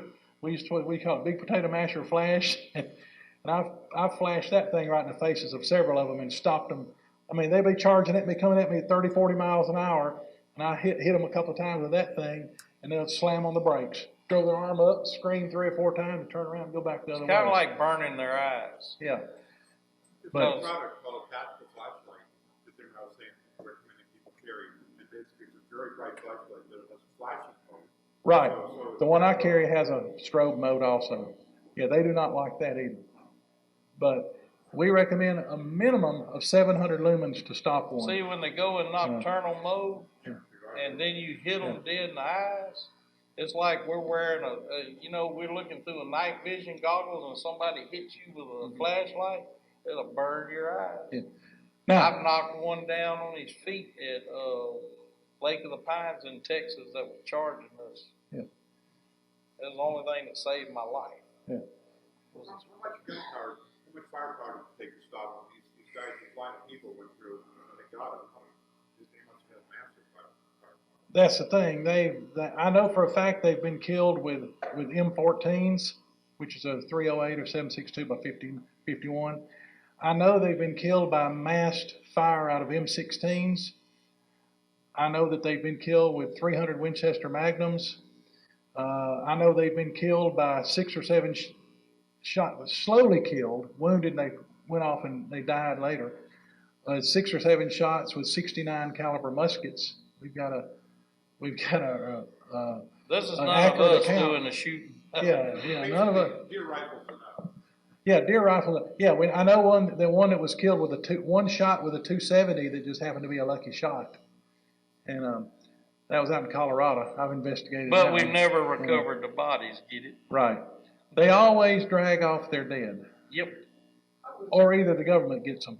How is it that these people that say we need to kill one are gonna do it if they're not in the military? How can you be out there and shoot one, you know, you're gonna bring all the rest of the bodies, Yes, Exactly. sir. right? Yes, sir. Exactly. Yes, sir. Exactly. And don't assume No. assume the one you see is the only one. Exactly. That's another big fallacy and myth and lie. Yeah. The one you see is distracting you from the one that's slipping up on you. Exactly. I promise you. Most of the time, and that's not just dogs, man. That's all of them. Because they're not going to take it on themselves to do this as an independent action. Now, Remember what we said earlier about counting coup? The only way you can carry that honor or that acclaim is if it's witnessed. Now, You get what I'm saying? they actually, They run together, guys. They run together. we have a guy in our group that was a deputy sheriff over in the county in Mississippi, the next county south of Memphis, Tennessee for years. And later on, he was a deputy sheriff in Sevier County, Tennessee, which is where Gatlinburg and Pigeon Forge, Dollywood, and all that is. Armstrong Corner is named I for know. Yeah, we have several places named after him. Anyway, he asked me one time to come up and talk to some rangers in Smoky Mountain National Park. Up there at Gatlinburg. This is up there past Gatlinburg. So I go up there and he wanted me to go Gatlinburg, Tennessee. talk to the rangers at the Cage Cove campground in Smoky Mountain National Park. I get up there and this lady, she's like a lieutenant or something like that. She's a head ranger, and she said, I told her my credentials and everything, and James had highly recommended me. And she said, well, what's going on here? And she said, we got a gang of them streaking the campground. Well, I said, they're all streaking. They ain't got no clothes. She said, right. And she said, no, let me tell you what they do. She said about 2 or 3 times a month, she said they show up about 9 or 10 o'clock at night, about the time the place starts getting quiet. And we'll hear a bunch of grumbling and stuff up in the woods, and said all of a sudden one of them will come hauling ass through the campground, slapping dumpsters, slapping the sides of RVs and crap like that. And they got a thing out there, a rack where you get maps and stuff like that, and you can pay your money in when you come in camp, slapping that. And they run all the way through the campground, and said about the time the first one gets over there, here comes the next one. So there's 3 or 4 of them come through there like that. And then they'll hear them over there. That's how they talk. They sound like samurais talking, or like the Tasmanian devil. Tasmanian? And they'll hear them off over there, and in a minute, here they come back.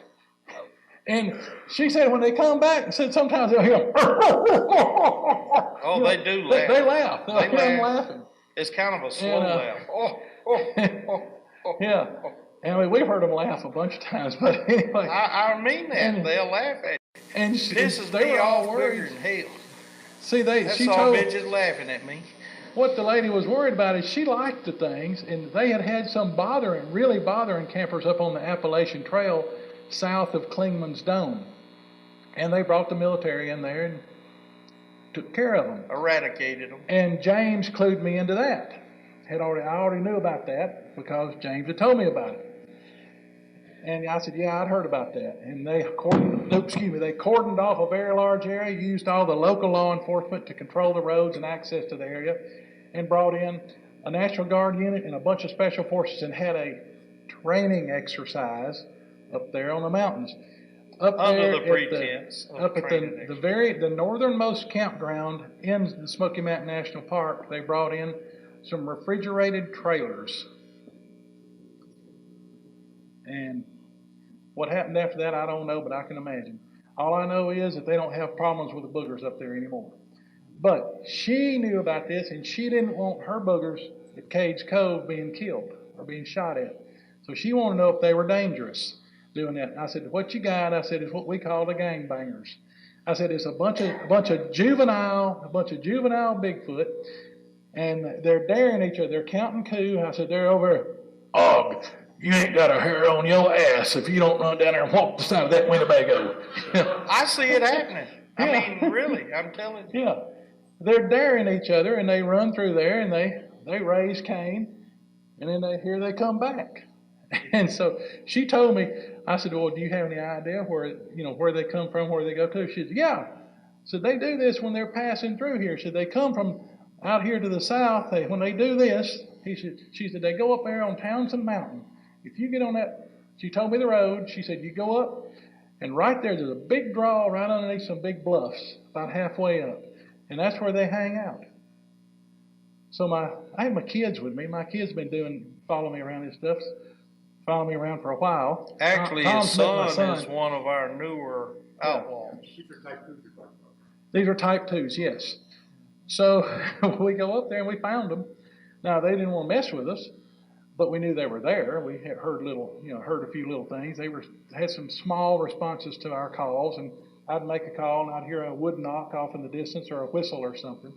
But they never did show themselves to us, although I was probably just too dumb to see them. How dangerous are the type 1s, the type 2s? The type 1s are Type 4s are awful. How come you went through, you described them in one before, so how dangerous are they? Actually, there's probably a lot more people killed by type 2s than all the rest of them put together. Yeah, they're way more numerous. There are a few people killed by type 1s, but not that many. And how does that happen? They piss them off or something? yeah, piss them off Chances are, accidentally or 98% take a of shot the at time them. it's because of human intervention. Right. I'm telling you. It's because of stupid people. Oh, Plus, they'll do they're everything in- they can to back you off. Something you have to remember around these things, even the ones that you're familiar with and that they're familiar with you, they're just like we are. They can have bad days and good days. They could have stepped on somebody's trap and got their foot caught in a trap. They could have an abscessed tooth and having trouble eating and they're hungry. They could have been sick. They could have just had their ass whipped and been thrown out of the troop by an alpha or something, a new alpha that moved in. You don't know what's happened. They have individual life stories just like we do. We see some of them that have scarred up faces and stuff. Yep. I mean, you can tell that they've been fighting and We've stuff. seen one-eyed Bigfoot before in Oklahoma. He had one that lost his left eye. And We've seen them crippled hands, Right. crippled feet, tracks. it's real common to see them with their little toe broken out straight out to the side. Find a Right. track with a toe out to the side where they've been running through the woods and hang that toe on something. Well, just think about it, running through the woods. Yeah. Let me get on to the last one. All right, the type 5 is a little people, and we know very little about the little people. Let's skip it. Look at your time. Yeah. Tom's 2 hours has done flown the coop. Holy moly. All right, this one's going to go fast. We got no idea. They're all around 4 feet tall, often reported 3 feet. We got no idea of their range, distribution, or population, but believe it or not, these are often reported seen in urban areas. We know they have a reputation for being cannibals. By that you mean carnivorous? Or Yeah, carnivorous, excuse or me. eat people eat? Or cannibalistic to people. So They are- eat humans. The what? They eat humans? Yes, they have a strong reputation of eating humans. Say what? Don't know about that, but they have a among the I don't First look for Nations little people. I'm looking for among the something Native taller. Americans, they have a very strong reputation of killing and eating people. They're very strong for their size, and 2 or 3 of them can drag off a full-grown man and have him for dinner. They're very secretive. They're extremely quick. They're mischievous, ill-tempered, and very pugnacious, which means they're combative and always got a chip on their shoulder. And they might be our version of the orang pendek of Sumatra. And We call them the gremlins. yeah, there's a picture of one eating something. The pictures that I have seen of them, that I've really had a hard time finding them, they vary tremendously from individual to individual and how they look. First Nation people tell me they look like a miniature patty. Here's one. Here's a picture. They stand anywhere from 3 feet tall to 12 inches. I've Here- never seen one. Here is, we got a lady in our group, Judy Klein, and she gets the credit for this. This is an investigation that was going on here just a month or so ago up in northern Minnesota. And she was looking at the pictures and spotted this right here. And she zoomed in on it, and look here what we got. That's still. We got a little head sticking up there. There's a nose, eye. And that's what. Rolling. Anyway, there you go. All right, we got a type 6. Some people call it, and I call it the none of the above. The none of the above category, excuse me. They include. I don't believe in types. Skinwalkers, Wendigo, Janoska, Gugway, Shapeshifters, Jersey Devils, Mothman, Deer Woman, Thunderbirds, Chupacabra, Loch Ness types like the Chimp, ex-wives, ex-mother-in-laws, and quite a few other horrendous creatures. Yep. Look, All how you want And to do this, Tom? here's some pictures. And now I want to show you guys this. This is in one of my research areas. I had been going in there in response to reports from hunters that were getting run out of the area. And I'd made several trips in there calling them, and these things gave me the creeps majorly. They would never show themselves. The only way we ever saw any of them was through night vision scopes. And they were very, very, very creepy. I mean, that place is one of the wooliest places I've ever been. Been down there about 2 or 3 times. My son and I came back down there one day. There were 3 trees like this. That's my son is 6 feet tall. That thing's broken off about 18 inches above his head. That tree where it's sheared off is over 1 foot in diameter. What in the world? This gives you an idea of the strength of them. That they can twist off trees that large, that high up. Gives you an idea of the upper body strength. There were 3 of these trees done like this in a row, thrown down across the road going in there. So I took pictures of it. All right.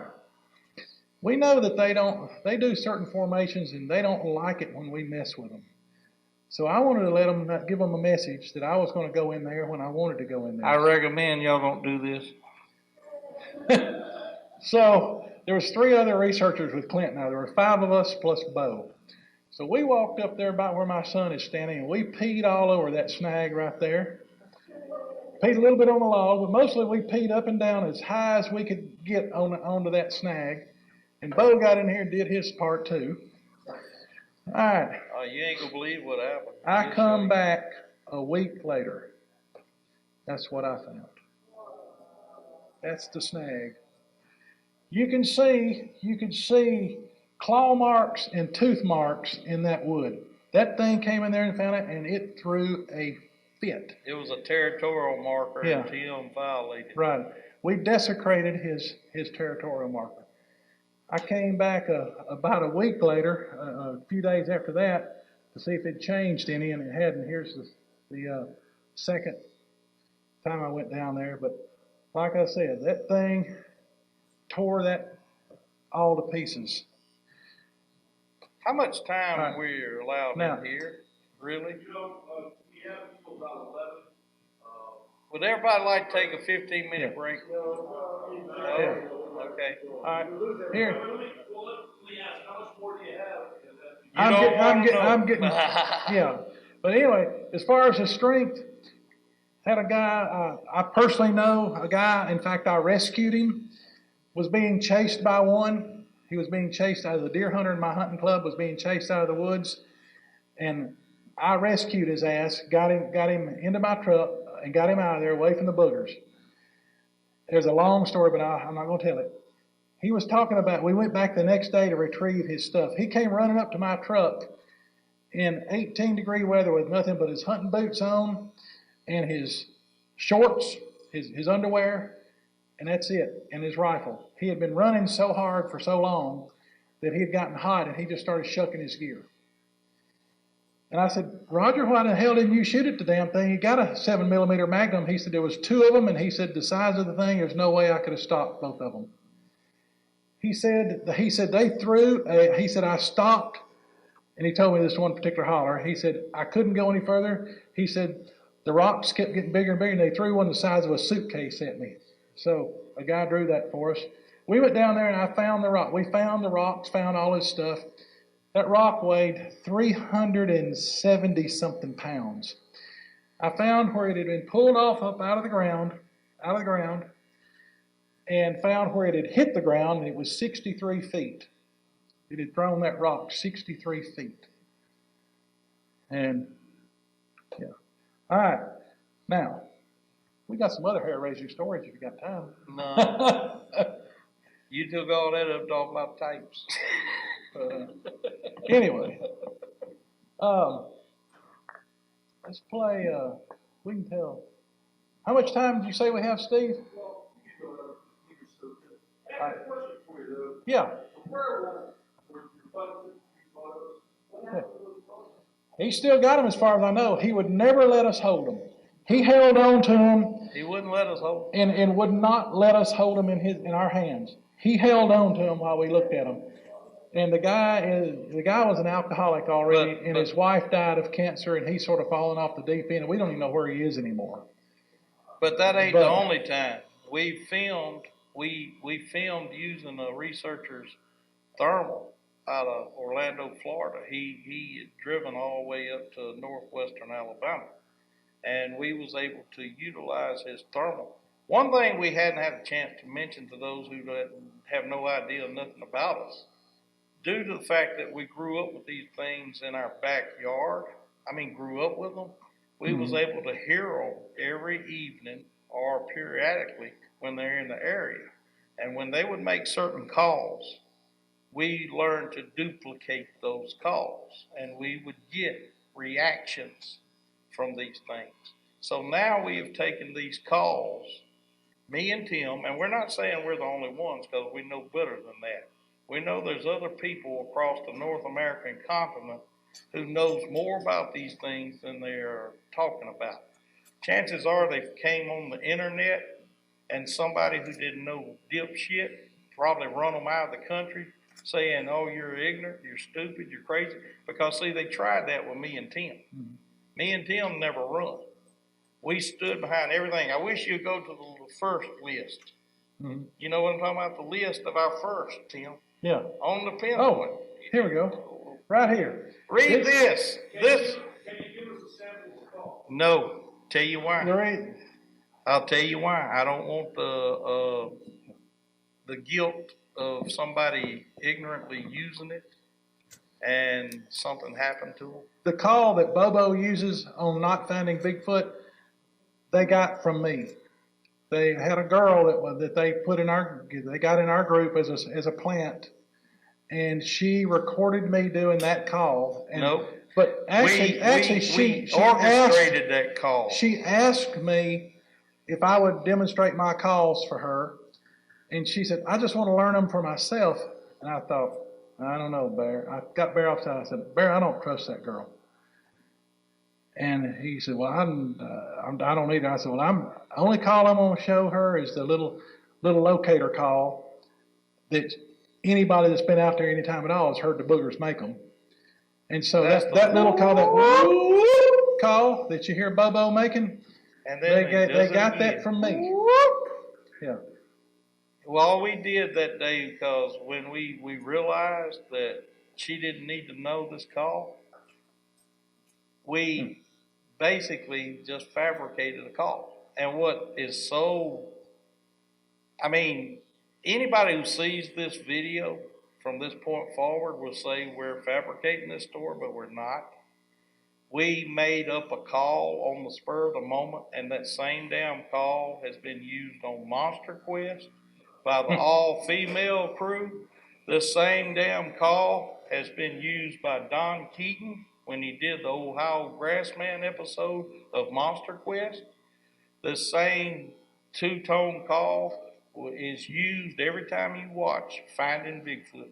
And it blowed our minds that me and Tim decided to use an abbreviated call that now is recognized as a normal call. But nobody wants to hear because it sounds like sour apples coming from us. Think about it. How come they're not having success with this call? And I'll tell you why. When this call is first used, talking about the two-syllable whoop, whoop, that's all we talk.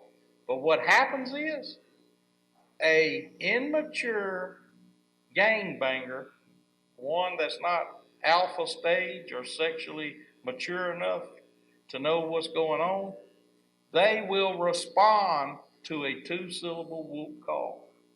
Now you've got so many people across the North American continent who they go out on these drunk tears, and want to go partying in the woods. They drink enough beer, the first thing they do, hey, let's do that call. And some of them get answers. But it does not take an actual Bigfoot long to figure out that, you jumped the gun on that one, dude. Now, if we did the real call, they'd come to us. and they still do. I did one 3 weeks ago on a mountain in Arizona, and with Brenda Harvey Harris from Bigfoot Seekers. She is an outlaw too, and that's the first time they've ever heard our call to you, and her Bigfoot responded to it. In, sir? Type 2s or type 1? Type 2s. Those are type 2s out there. No type 3s or type 4s? No, sir. That's why I don't do these other things. We don't even. And see, here's the deal about that. If you're out there in the woods as much as you read all of these people who call themselves so-called Bigfoot researchers, if they're in the damn woods, they're going to know them others are out there, because if you're in the woods long enough, you're going to see these other things.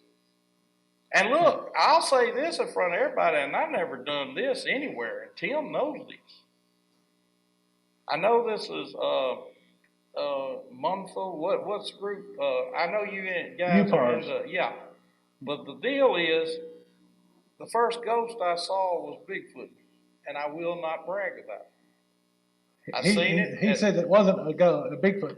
We were out Bigfooting, and he saw a ghost, a real ghost. Yeah, and if it wasn't for the guy who was sitting in the truck behind me, looking over my left shoulder, I never would have said a word about it.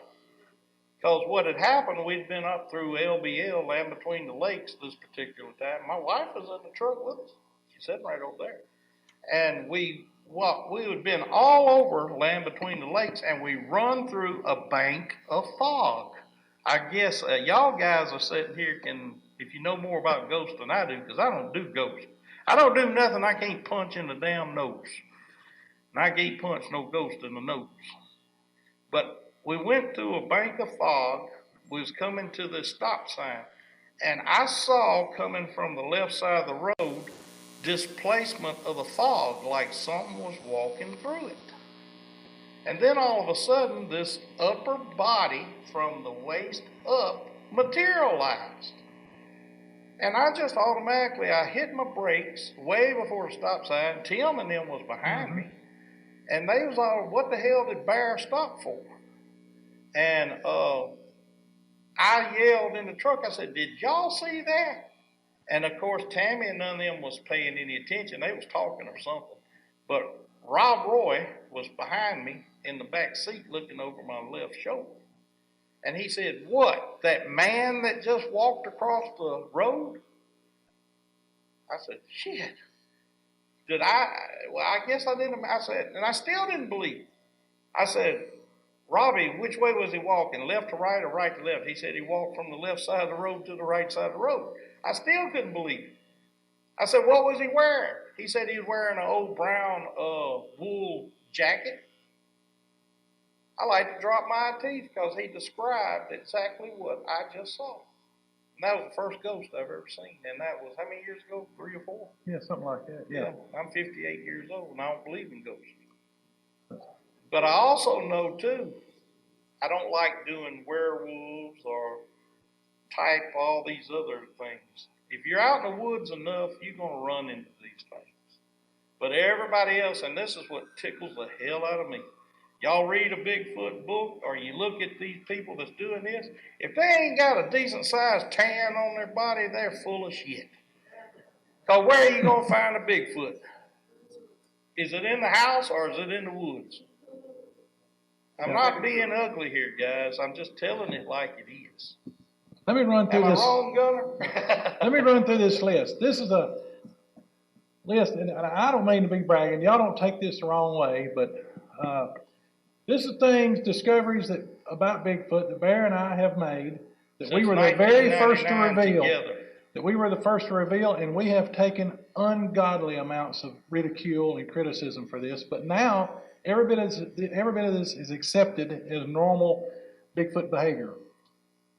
Number one, they can be successfully called. They travel quadrupedally and bipedally. They climb trees and use sentinel trees. In other words, they'll have blinds up in trees where they can sit comfortably for hours at a time and watch what's going on. Plus, they're also enveloping the troop and watching the troop. Right. There are different types of Bigfoot and related cryptids. They count coup. They organize hunts for prey, very organized hunts.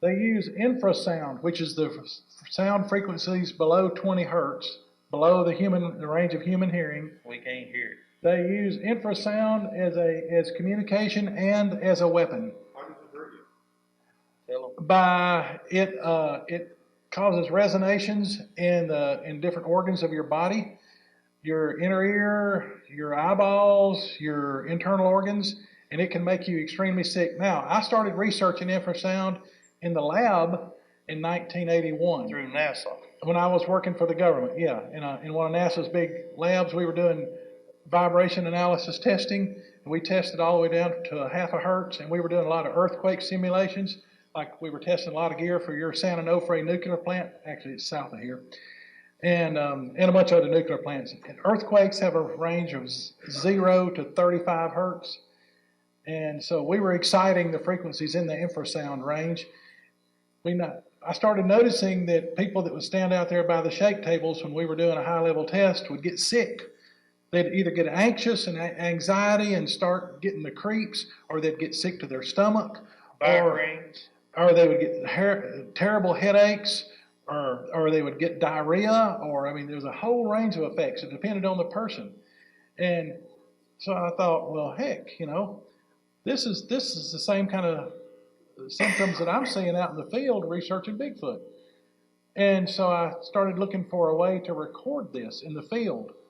Well, a company called Audio Technica, any of you guys that are audio freaks, they make very high-end microphones, and they make a microphone specifically for infrasound, except even in the 80s they cost $1,800, and I didn't have $1,800 to spread, so I built my own Mylar film infrasound microphone using micro accelerometers that I was able to borrow out of the lab and signal conditioners and stuff.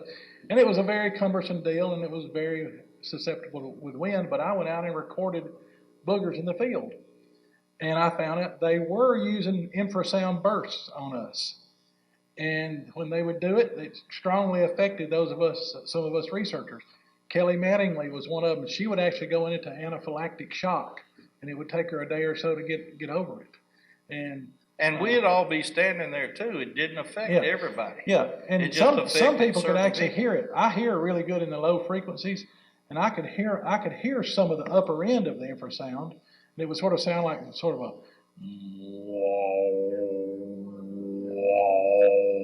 we describe it as a didgeridoo, the ones from Australia. They do sweeps up and down the scale, and eventually over the years I figured out that the ones that we were able to record the best were the juveniles, because their voice hasn't matured just like a human. Whales and elephants do this too. Yes, sir. And tigers and turkeys. There's a bunch of animals that Did you do. also look at the ultrasound going higher than Yes, we Yes, sir. have, and they And here's another thing real Now, quick before he there's gets into it. Ultrasound, insects will only cease and quit at one, like you hit a light switch. But if you look it up on the internet or anywhere, insects only hear in the ultrasonic range. So that's also showing us that their hearing and their speaking frequencies are in ranges that we as humans cannot hear. we have discovered that you can generate an infrasound type effect by using two slightly off frequency focused ultrasound beams that vary frequency back and forth a little bit, and you can actually, if you do it right, you can create, and you do it fast enough, you can create infrasound type effects. That's called a beat.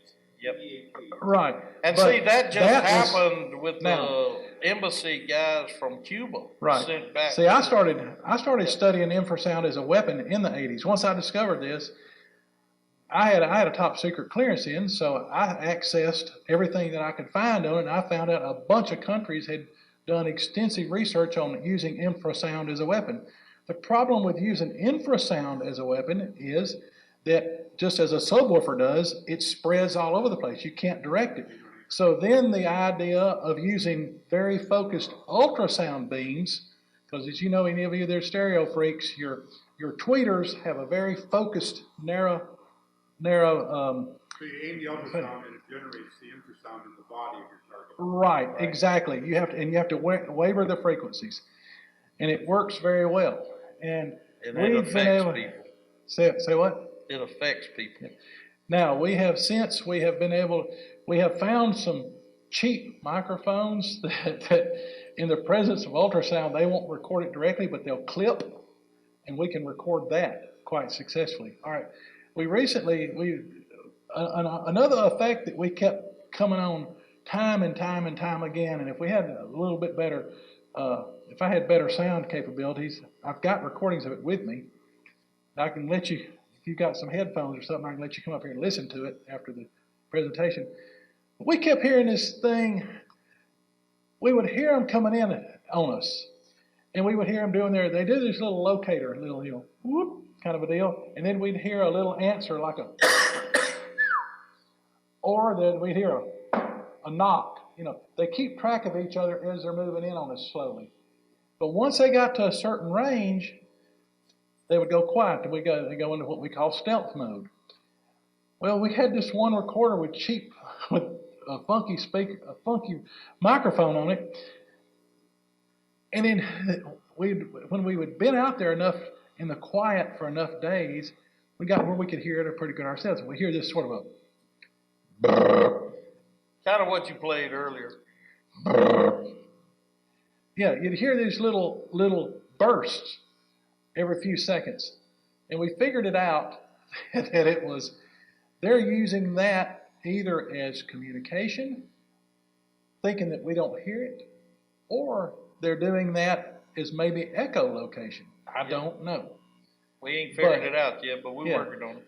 But I've got a series of recordings of these things over a period of years, and I've got them with me, but I don't know if we have good enough audio here to play them. But they sound fantastic through a set of headphones. Tim, if you don't mind, just finish the list. Yeah, we're running out of time. All right. They mimic other animals and humans, including things we say. They can actually say, verbal phrases, repeat us quite well. We figured out how they disguise their tracks. They use a simple language and some native phrases. Yep, depending on the location. They use a lot of old Cherokee, where Bear and I are from. Or Choctaw.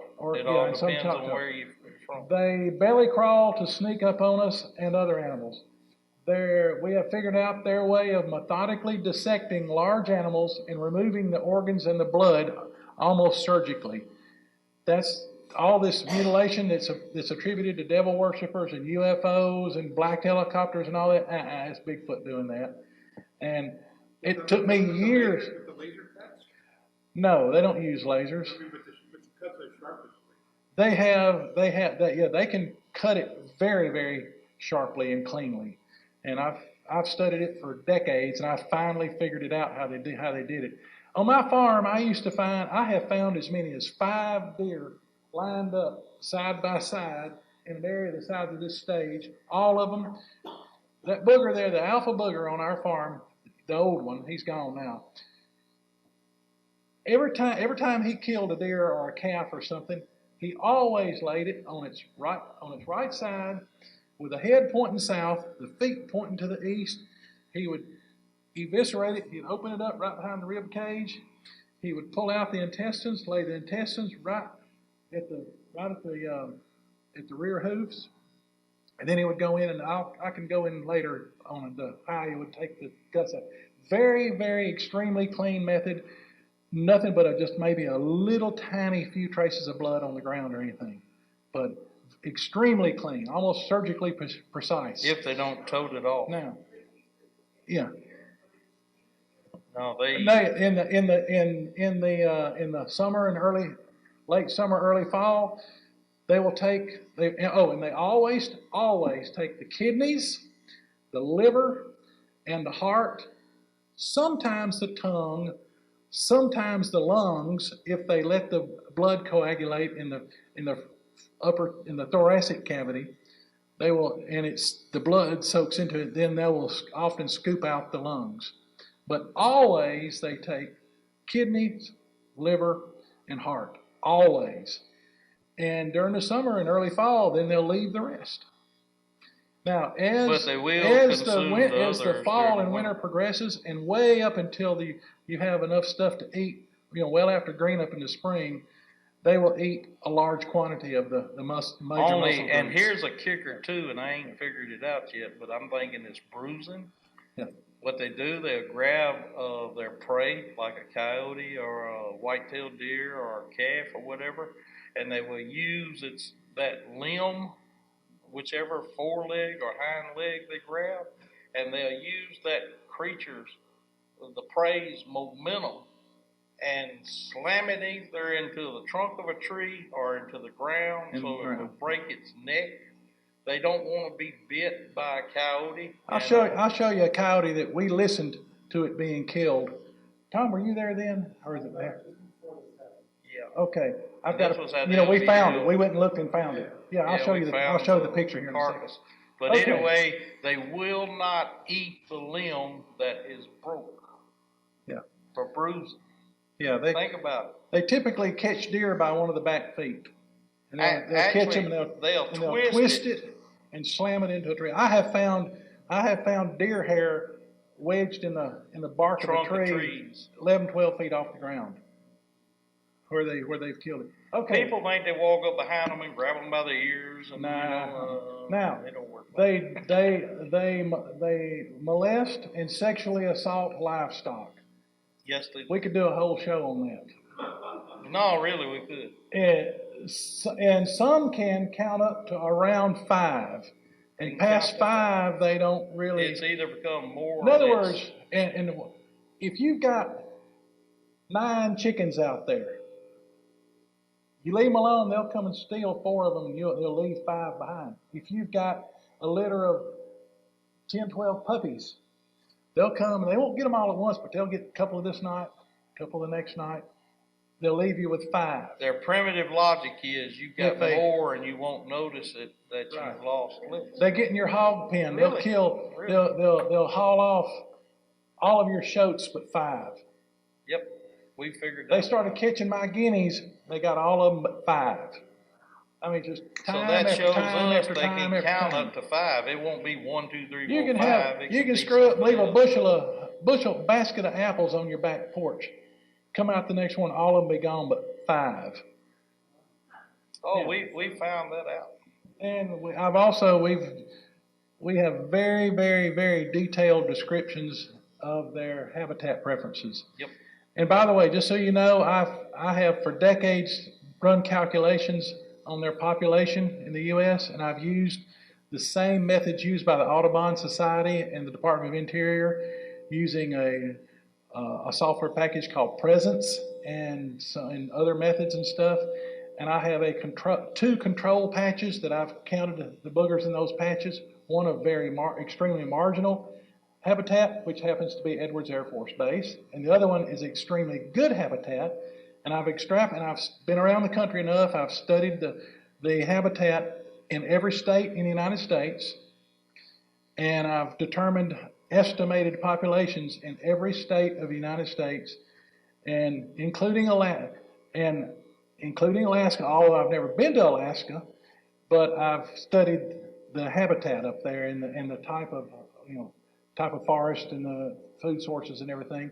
And I've come up with a number of, in the 49 states of the U.S., around 63,000 of these things.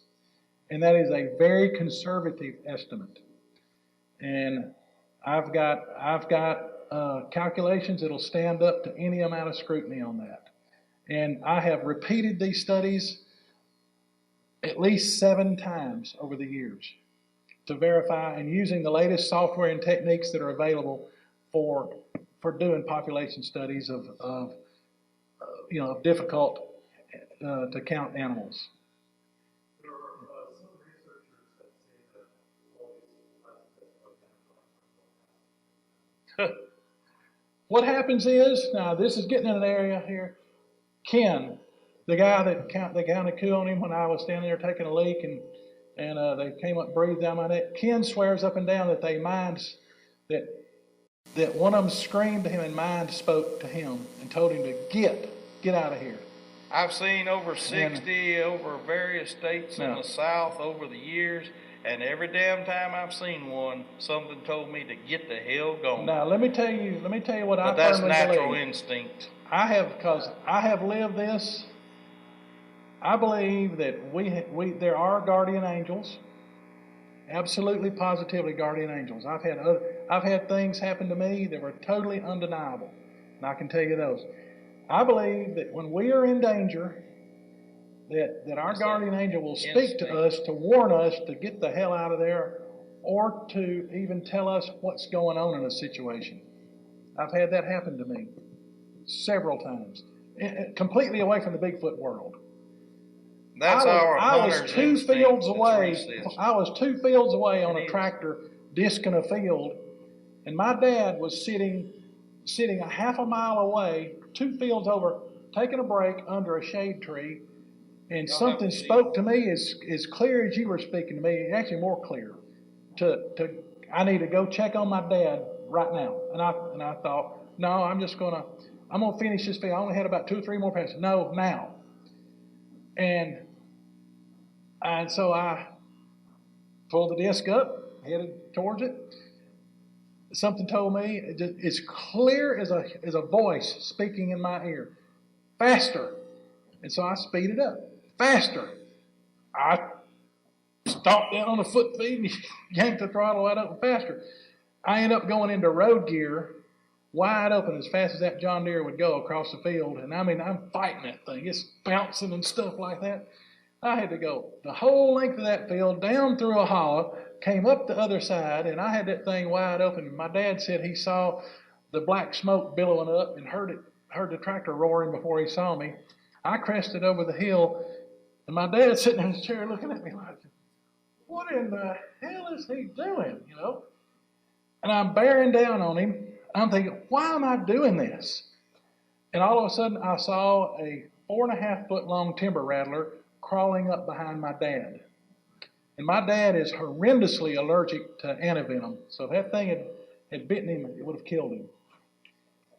Tim, we gotta go. Right. Anyway, I don't know how I did it, but I'm roaring down on him. My dad's looking at me like, you know, getting this look of fear in his eyes, wondering, you know, what am I doing? I'm wondering, how am I going to get off this tractor? Somehow I yanked the emergency brake up, slapped it out of gear, yanked the wheel to the right, the tractor starts skidding. I bailed off of it. If y'all have seen the Matrix movies, how they run and shoot like it, I drew my pistol, I'm running like this. Dad is about here to that fellow back there at the corner. The snake's drawing back, fixing to bite him. I pulled the trigger and took the snake's head right off at a dead run. There is absolutely no way I feel that the angel steadied my I wish we had more time to talk Yeah. to you guys. We appreciate y'all coming. Yes, here very much. tonight.